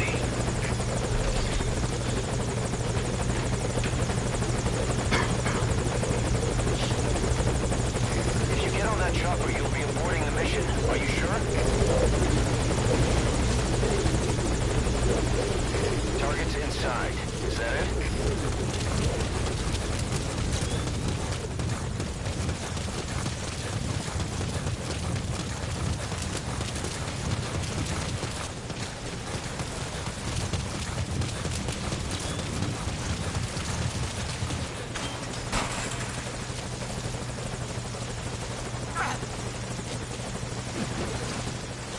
Still searching for Paz? Try interrogating some of the Marines. They must know something. Put the squeeze on them. Find Paz and bring her back here.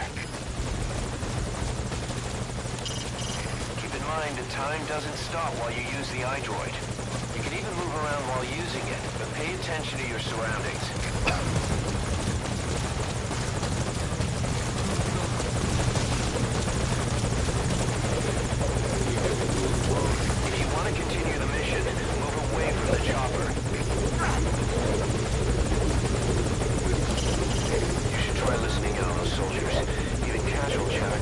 Something in a place like this.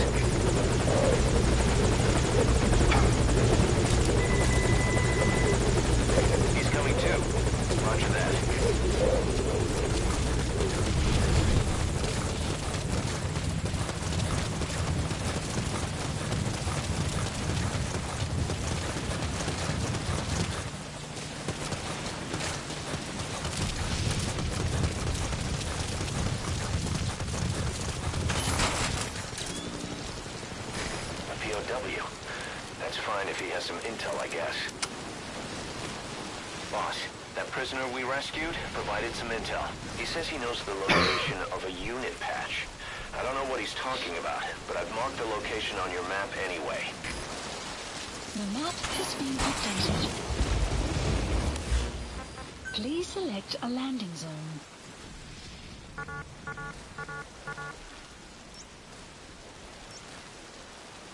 Landing zone. This is Marco, returning to target marker.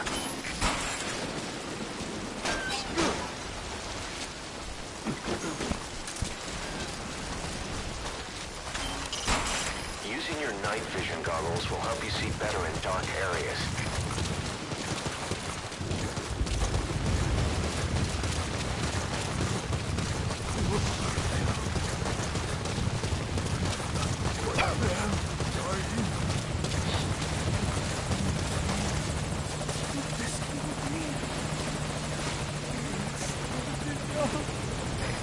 This is Marco, on station at LZ.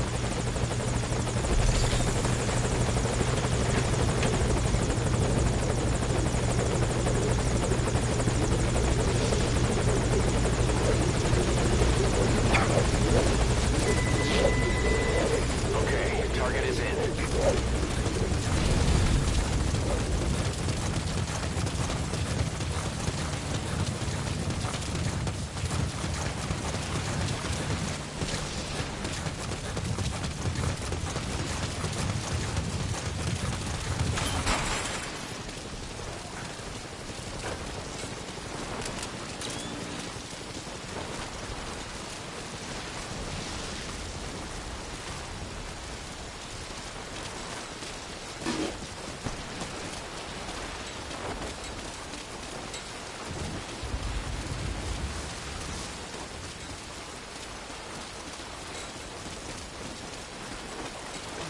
Another prisoner.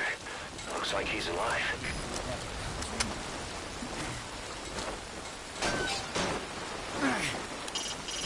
Night vision goggles illuminate the area in front of you in near infrared and display any nearby heat sources.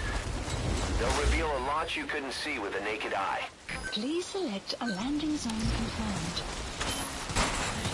Roger that chopper request. It's headed your way now.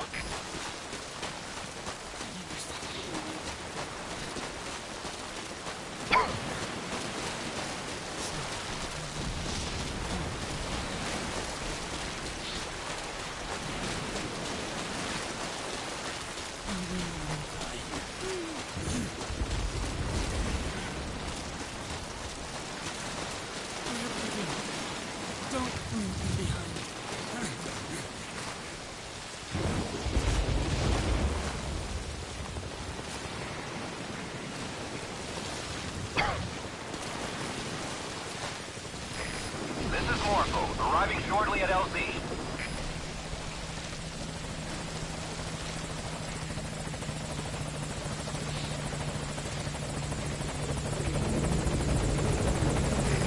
This is Marco, on station at LZ.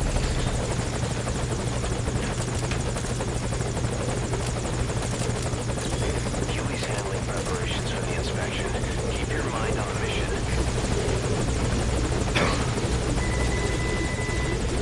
Target's inside.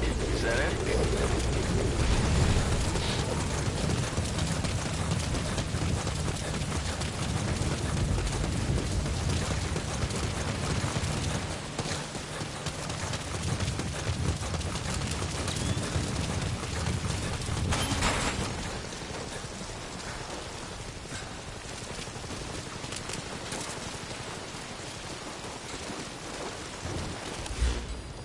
Please select a landing zone. Landing zone This is confirmed. Marco, returning to target POW. marker. That's fine if he has some intel, I guess.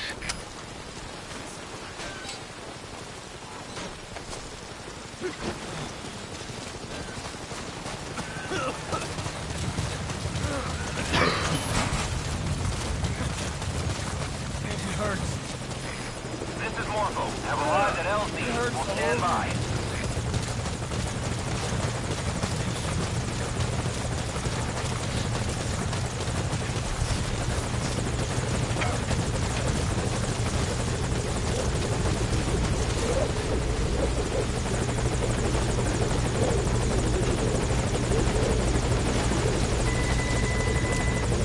He's coming too. Roger that.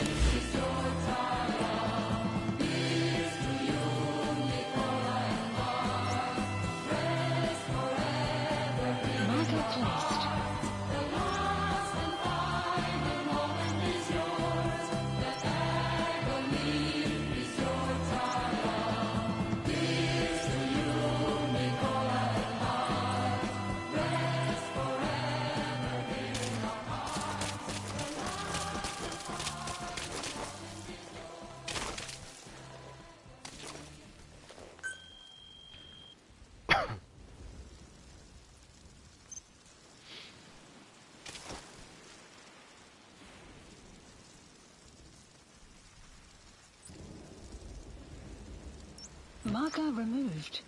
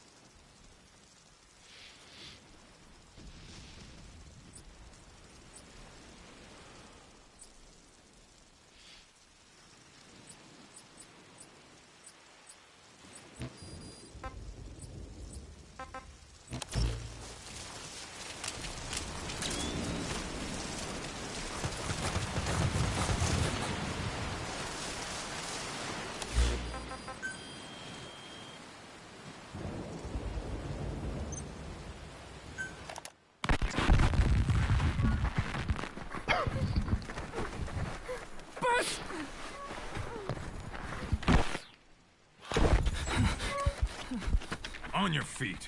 Okay.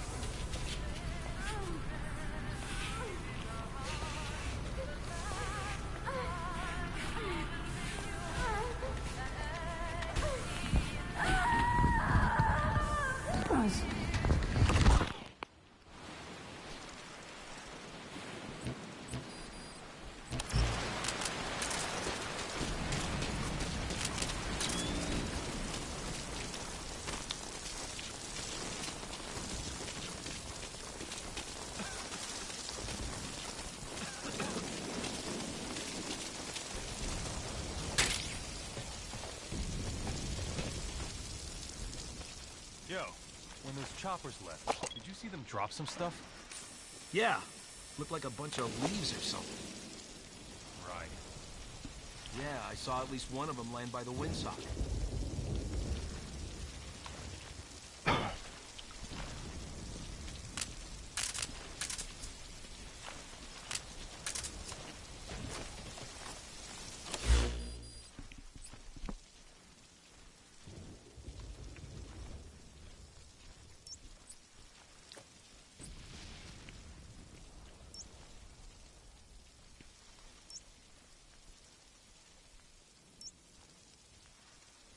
Marker placed. Marker placed.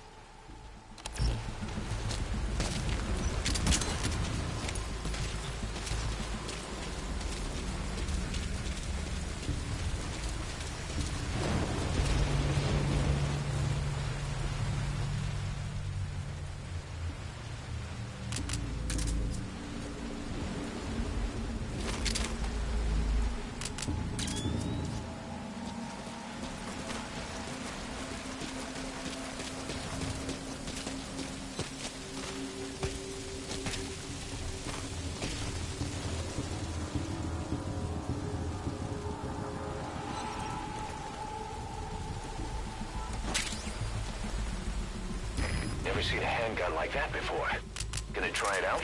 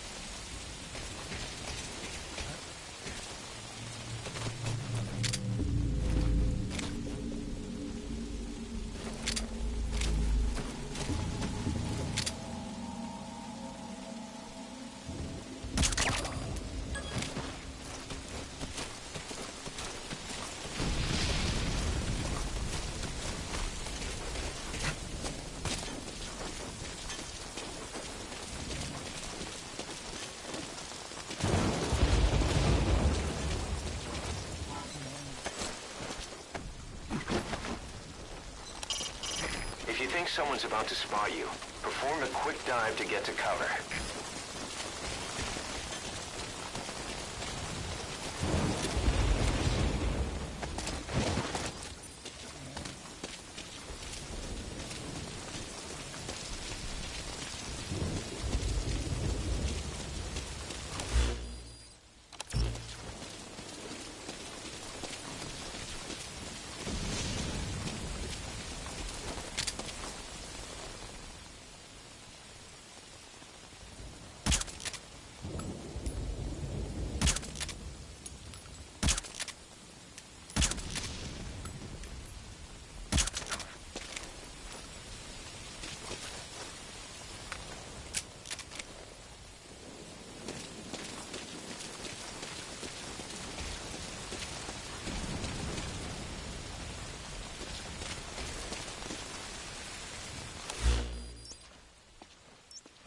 Marker placed. Marker placed. Marker placed. Please select a landing zone confirmed. Snake, that area's a hot zone.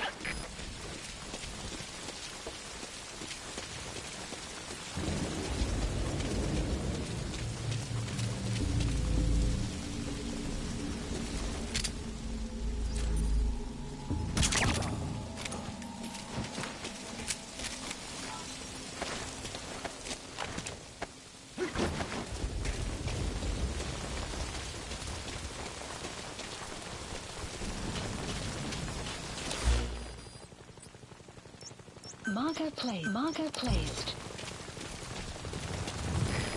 This is Morpho, arriving shortly at LZ.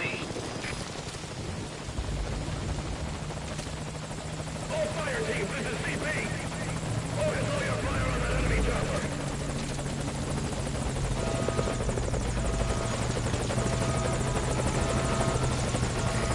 This is Morpho, on station at LZ. Making forced landing. Stand by.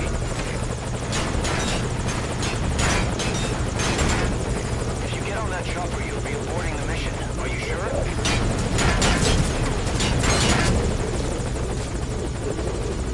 Okay, target is in.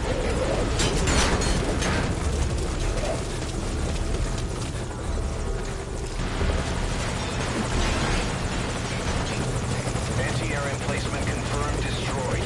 You'll have an easier time calling in the chopper.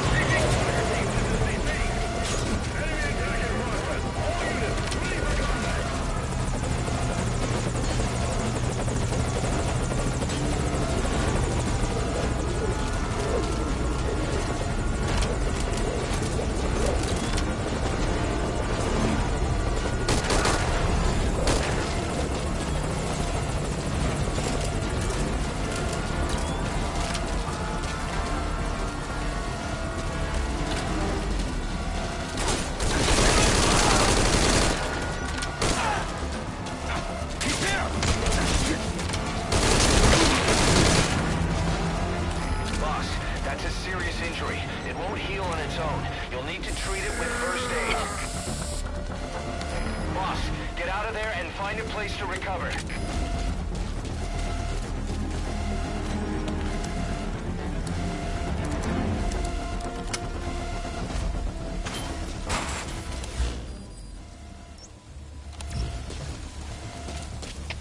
CP, this is Zulu 2. No sign of the enemy. Searching the area. Over. This is CP. Understood. Don't let them get the drop on you. Keep your guard up. Out.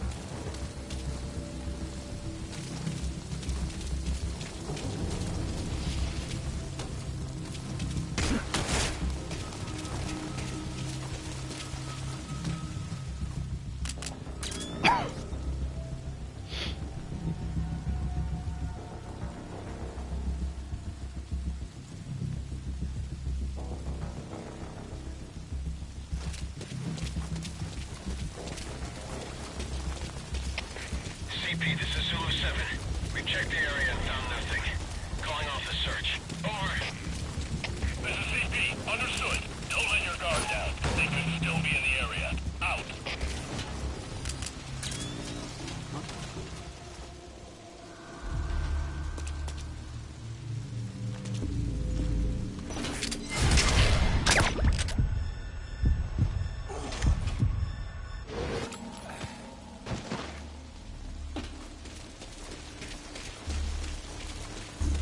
Delta 6, this is CP. Give me a sit rep. Do you copy? Come in. We have a situation. All units on alert.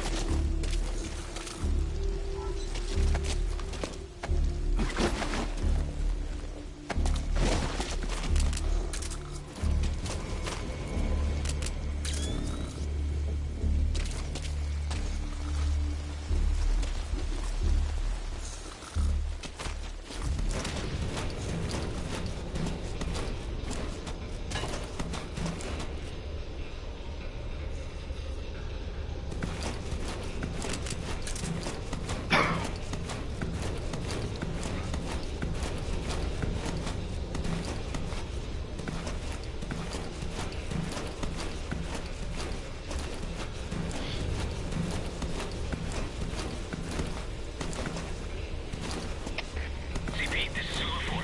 All quiet here. No sign of the enemy. Standing down. Over. This is CP. Understood. All fire teams, return to your posts. Out.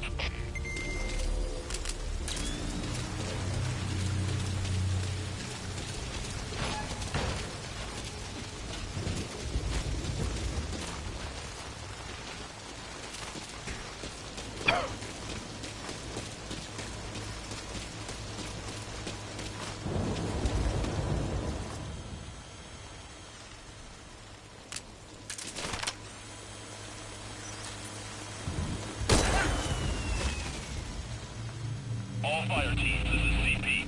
We lost the security camp. There's no reason for it to be down. Whoever's closest, go check it out. CP, this is Delta 3. We've got unidentified gunfire. Location unknown. Over. This is CP. Understood. Locate threat immediately and eliminate as necessary. Out. All fire teams, this is CP. We lost the security camp. There's no reason for it to be down. Whoever's closest, go check it out.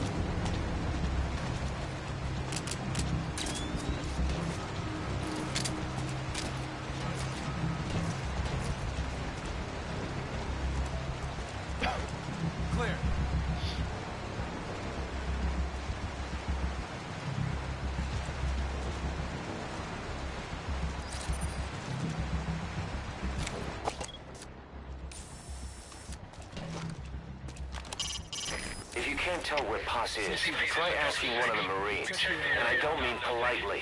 Interrogate them. This is CP. Understood. Stay on the alert. Out. CP, this is Zulu 2. Zulu 2, what's wrong? Come in, Zulu 2.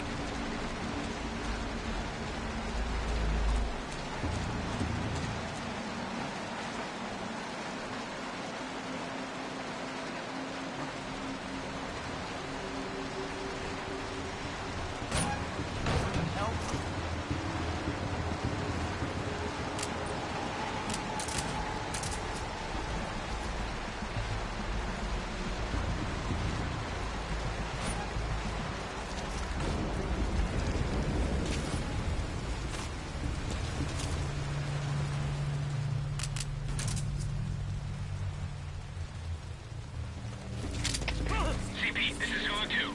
We got a dead friendly here. Enemy's gotta be close. Over. This is CP. Understood. Tighten security and find the intruder. Out.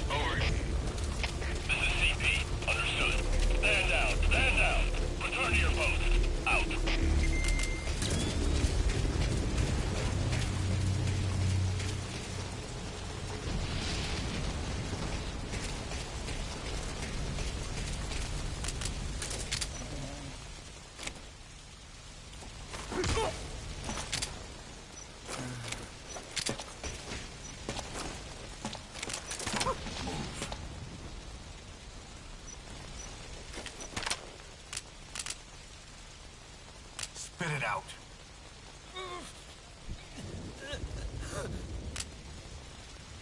Spit it out.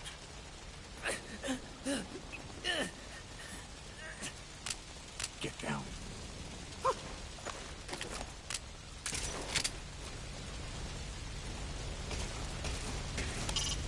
Interrogate him. Find out what he knows. Speak.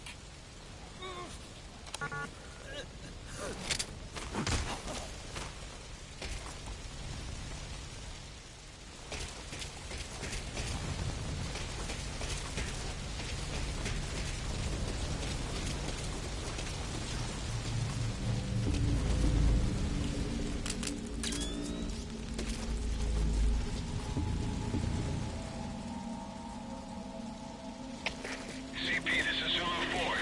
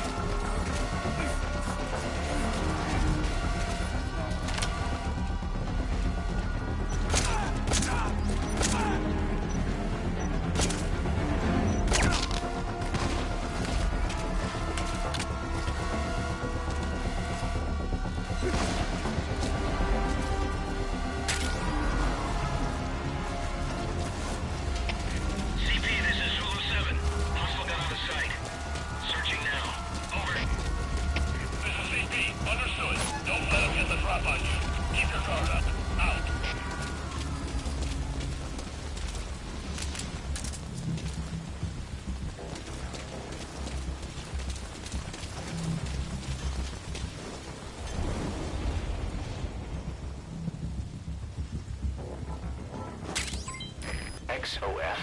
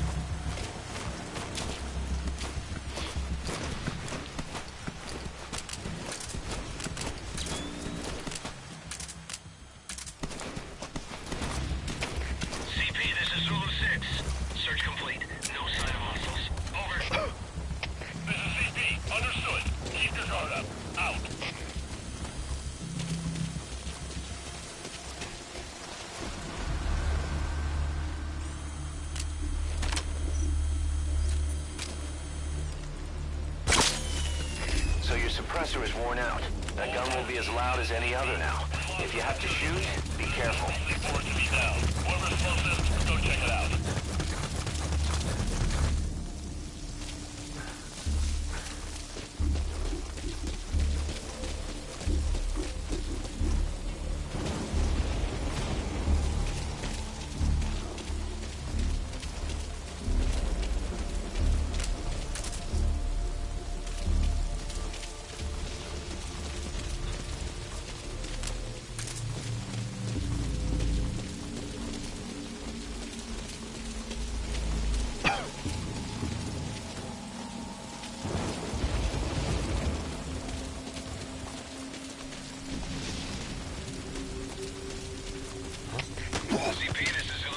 You can now either interrogate him, knock him out, or kill him. His life is in your hands. All fire teams, History updated. out. Speak.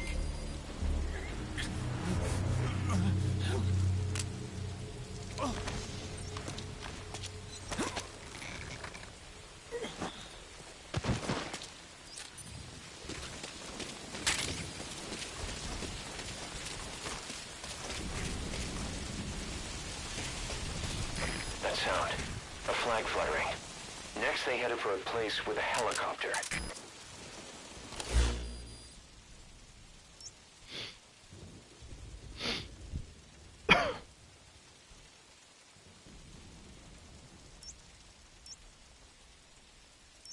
Marker placed.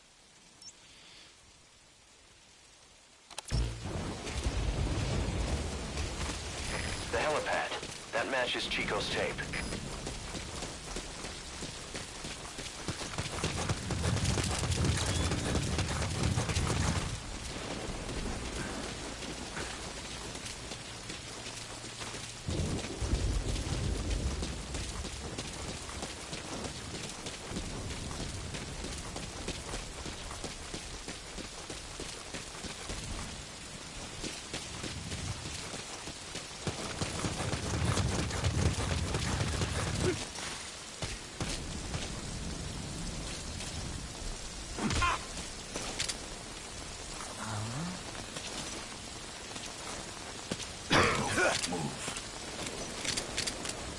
Spit it out.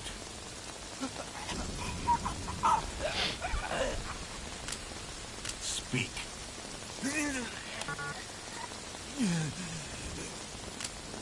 Lie down.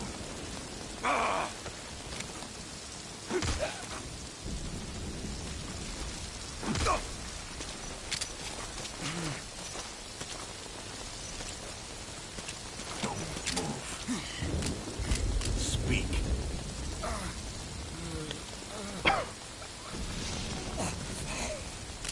Spit it out.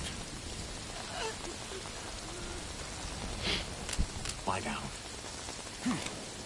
To interrogate an enemy, first grab him.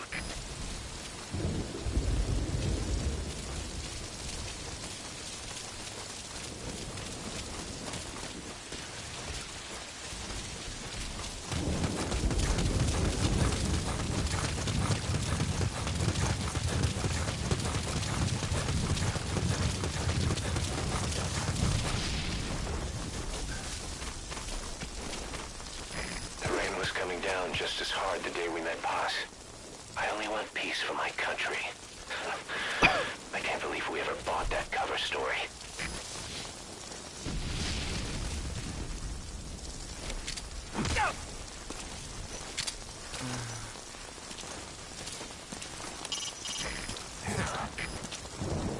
Spit it out. The map has been updated.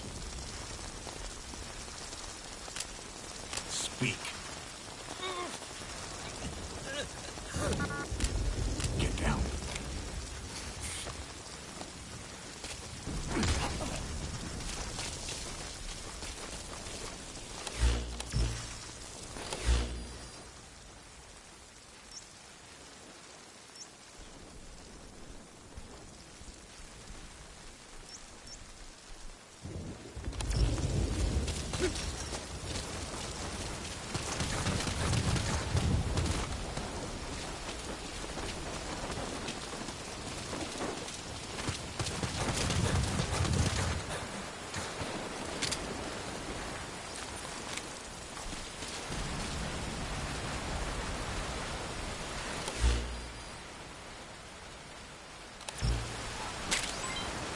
Another unit patch. Could there be more of them?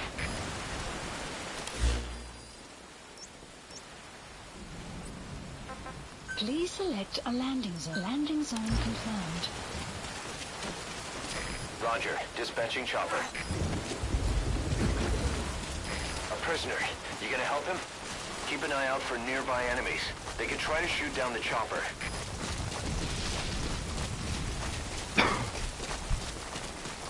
I'm guessing you didn't come here just to save my ass. Am I right? Hey, this'll help. Whatever you're doing. Go inside the engine building. Use the drainage channel. The map has been updated.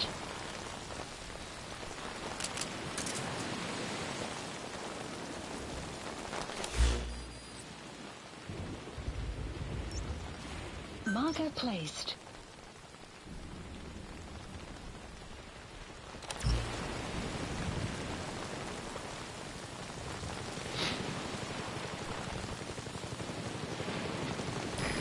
This is Morpho, arriving shortly at LZ.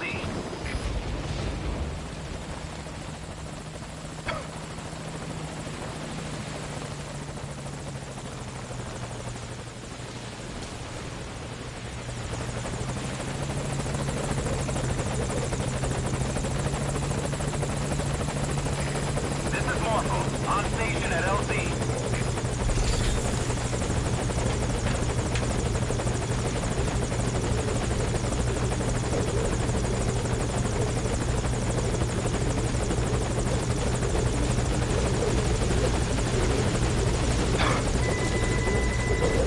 Okay, target is in.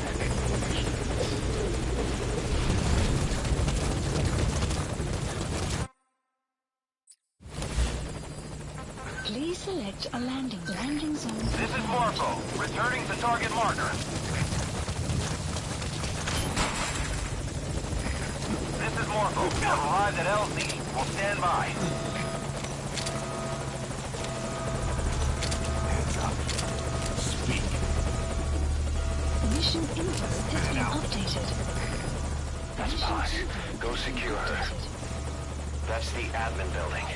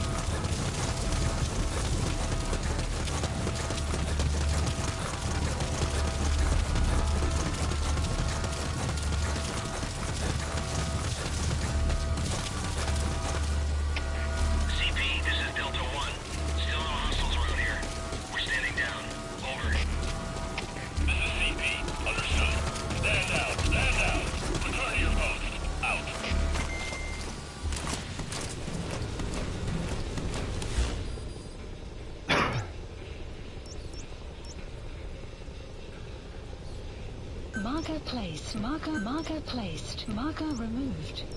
Marker placed. Marker removed. Marker placed.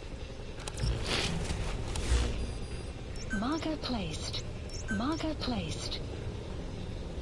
Marker removed.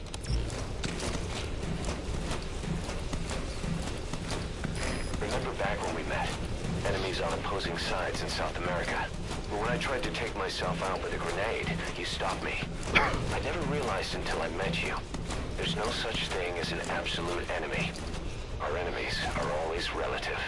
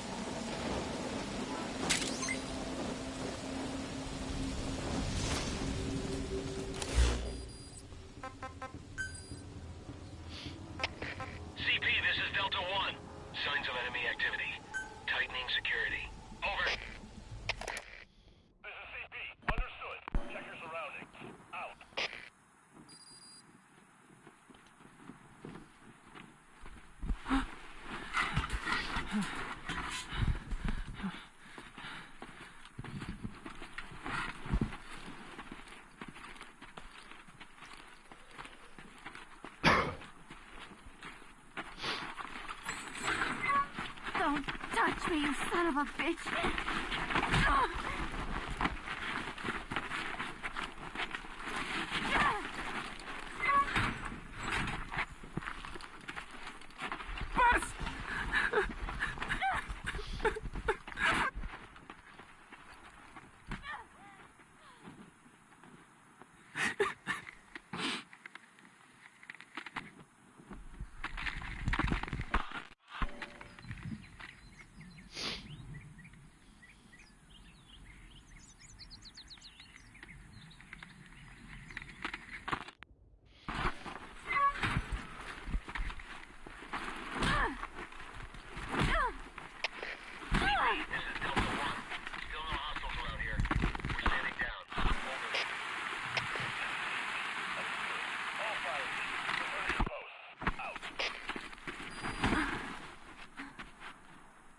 She looks weak.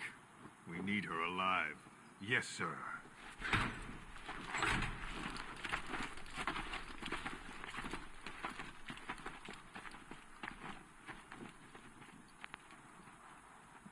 Paz. Huh? You're back early today. Early? And the sun is still up. See? Yeah. Chico, Yes? let us not do this, okay? Huh? I do not think I want to talk to you. But I came here to... Just be quiet. Or I'll scream. What the... I don't get it.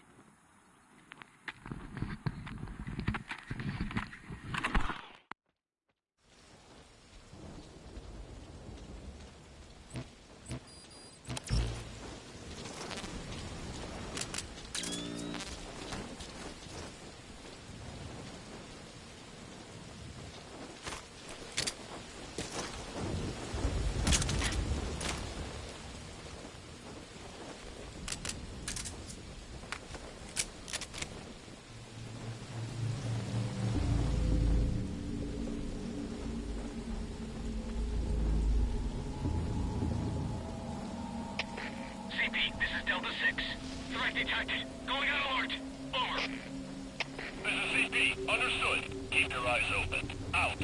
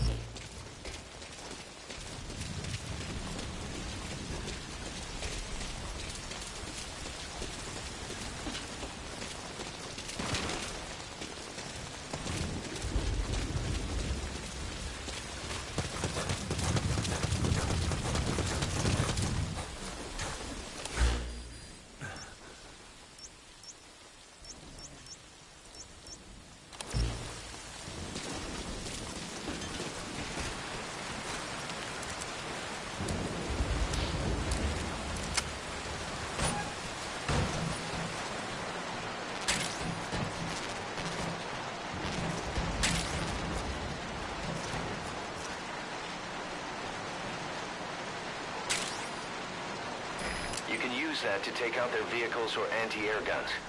But you'll be broadcasting your position to the whole base. If you're gonna use it, be ready.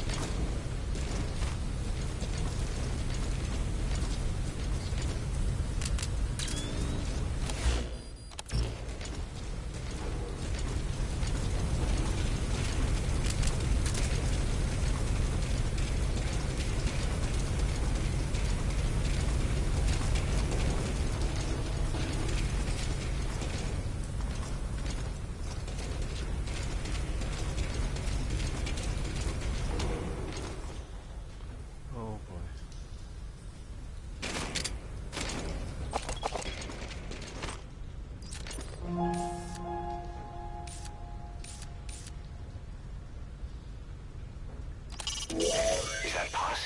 Can you get closer?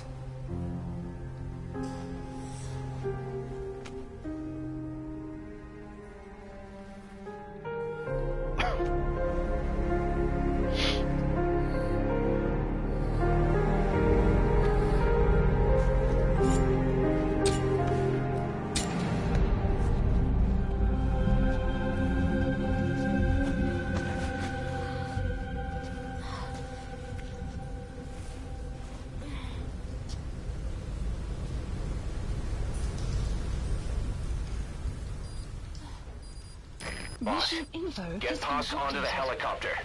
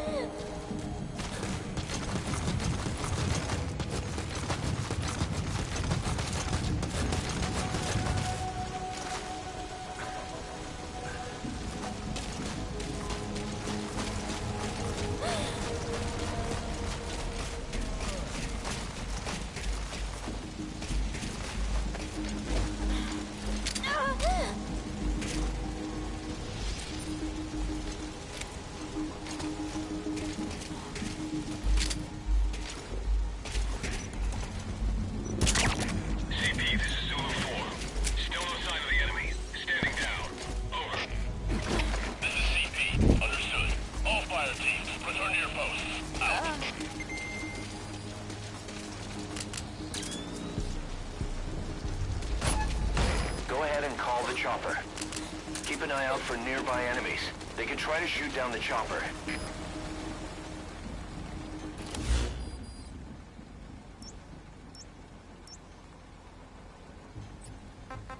Please select a landing zone confirmed. Boss, are you sure about this? All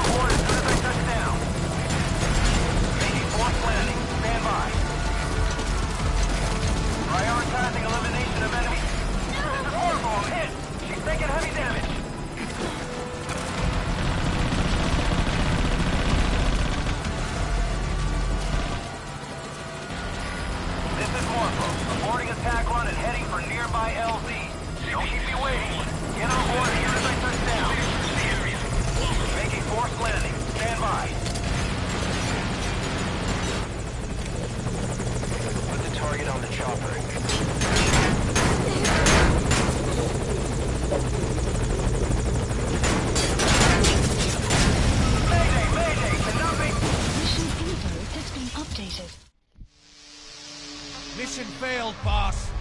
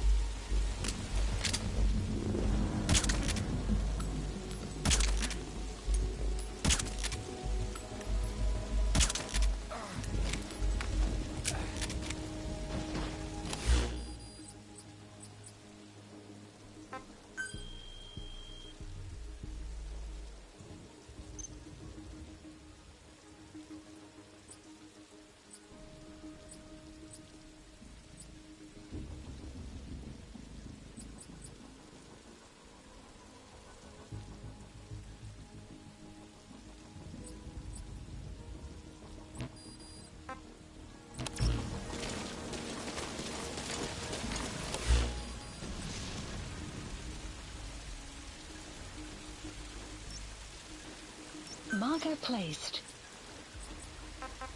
Please select a landing zone. Landing zone confirmed. Roger that chopper request. It's headed your way now.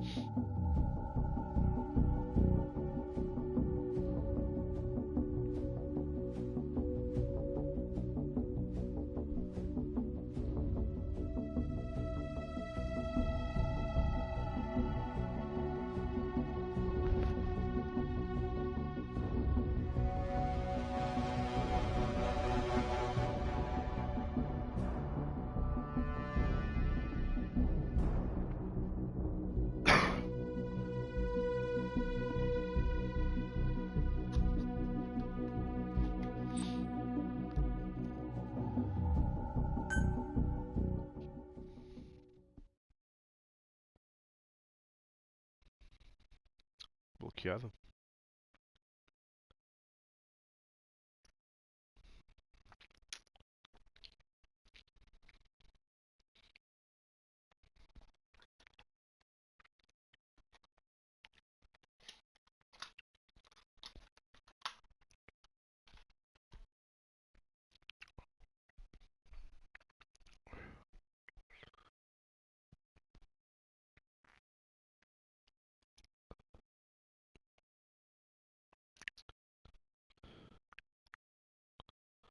She's rigged.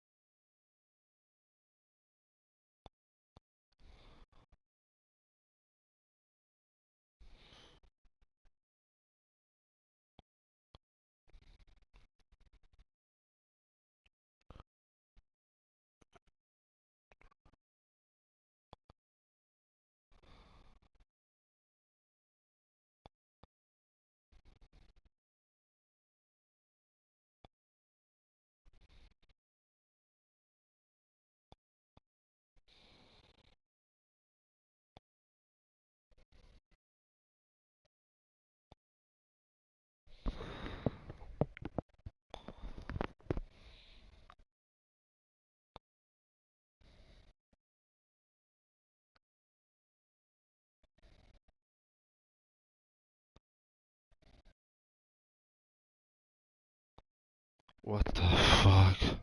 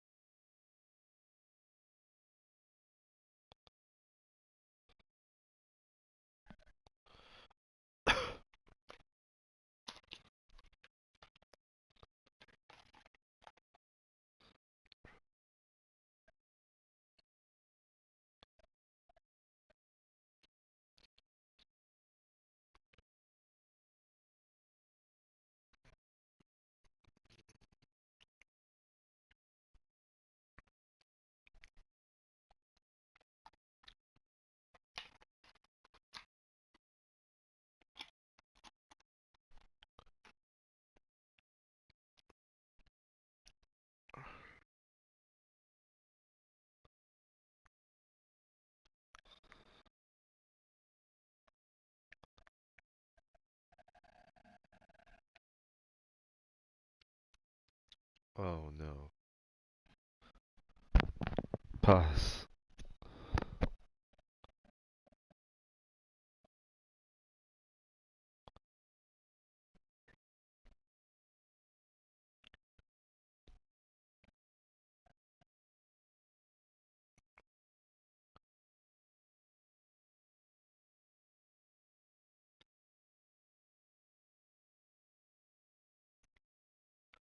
Smoke from disaster smoke a house line made of my money-minded private militias. This was hit and that sits at any hand in its incident.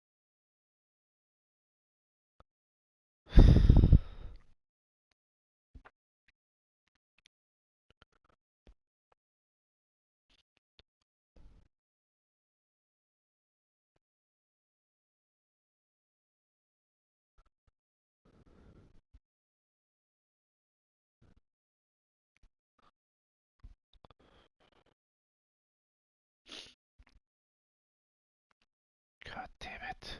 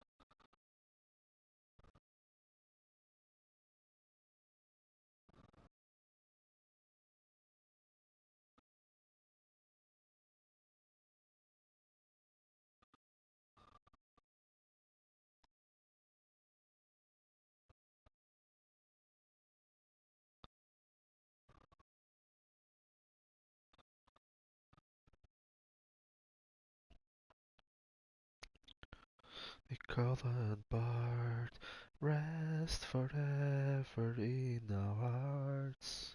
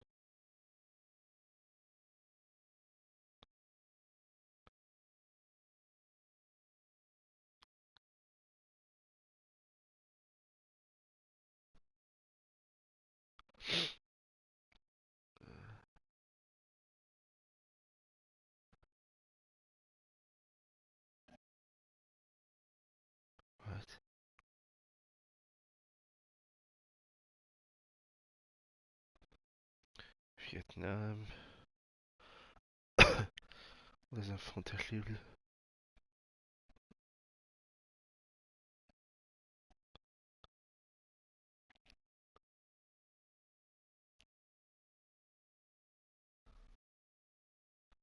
Oh.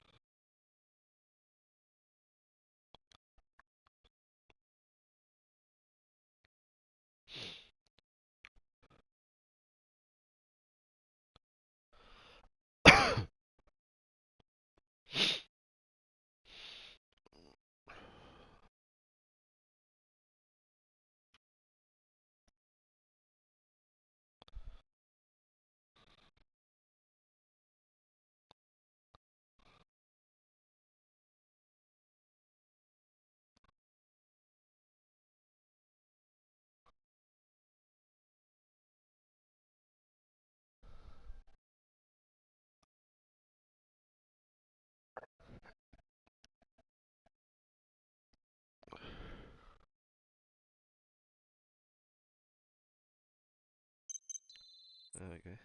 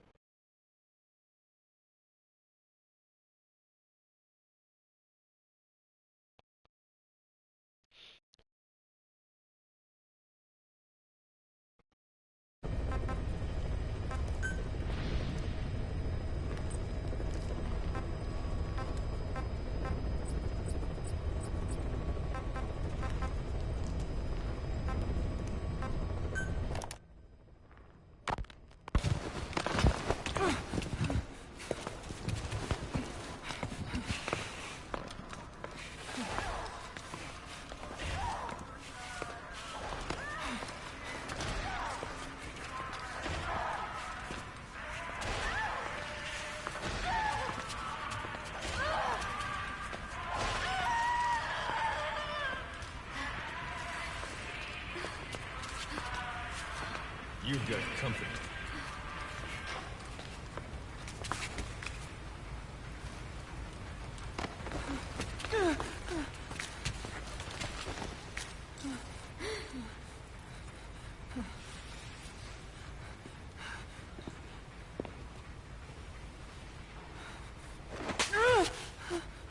Does it hurt?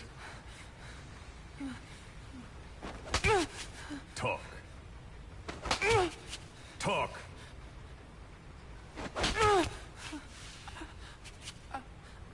You can speak, can't you? Then talk. Okay. Okay. Good boy. Your boss and I go way back. Don't count on him coming to rescue you. If you're a real soldier, you'll find your own way out. But don't bother trying to escape. Let's say you get lucky, and you don't look very lucky. And by some miracle, you get out of your cage. Let's even say you're able to elude the guards. Then what? The nearest Cuban border is 4 miles to the east. 4 miles of barren, America-controlled soil. Think you'd make it? You wouldn't get any help from the Cubans. And the border's a mess of live minefields. Think you'd make it through that? With your girlfriend in tow? If you were that lucky, you wouldn't even be here right now. But don't lose hope. There's another way out, for both you and the girl. This way is much simpler.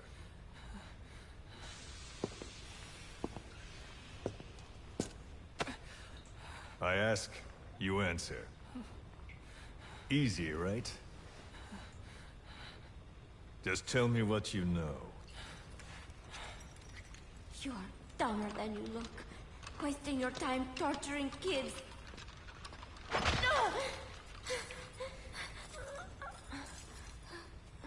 Tell me about your base. Chico. Well? Chico! Hit me!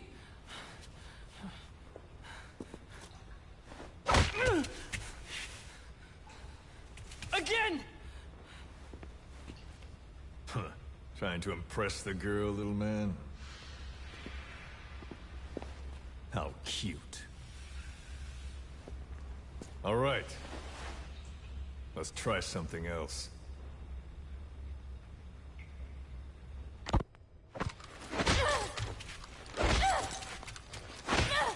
Stop it! She'll get what she deserves. We were comrades once. But she betrayed us. Deception and deceit. What better proof she's a real woman? Show him. Do you realize what you're doing? Cypher is watching. Let go of me! You will be next. Your hideous face will...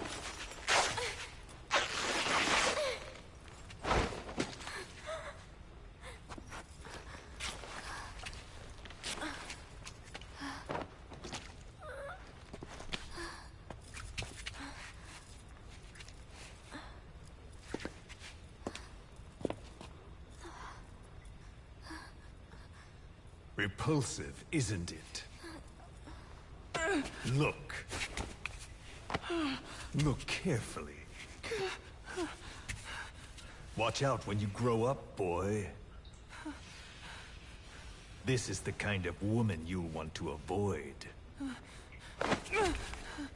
Of course, scars like those make it rather difficult to lead a normal life.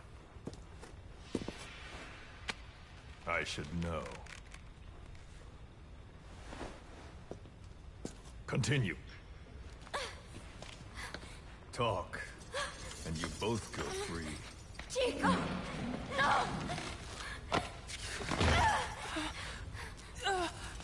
Only you can stop this. Don't talk! Chico! Please! No!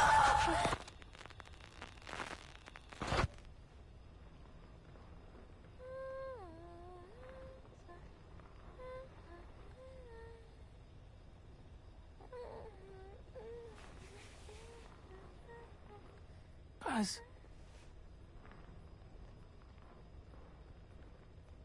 Why?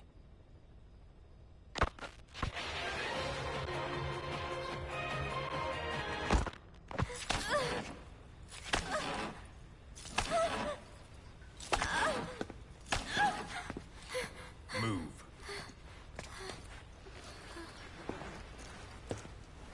Get up. Huh? You heard me.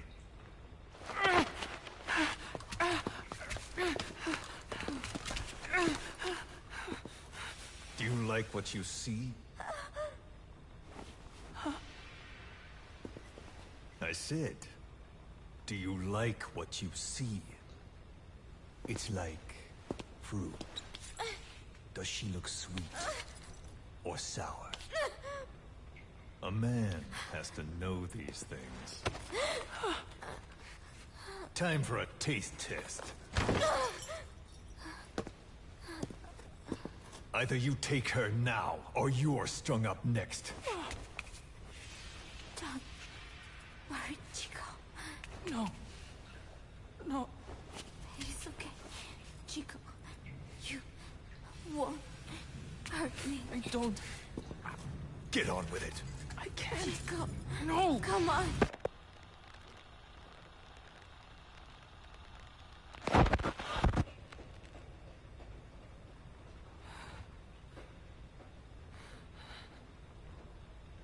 Out at sea?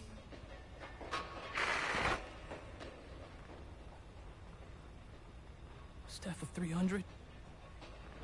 But usually there's... Zeke. And again. See? That wasn't so hard. You got what you wanted. Are you satisfied? We're halfway there.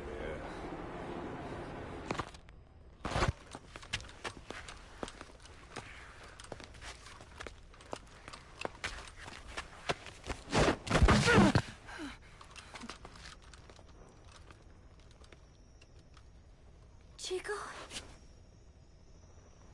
Chico? Thought you didn't want to talk to me. There's one thing I want to say. What?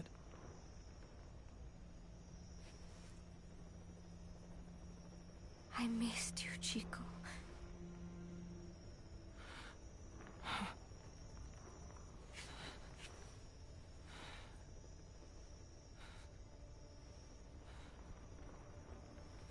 Yeah. Come here. Huh? Closer.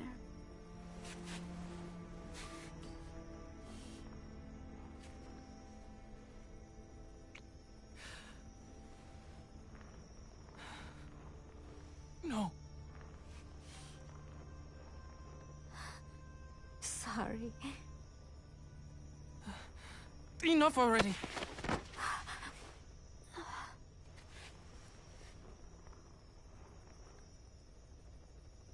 You want to do it here?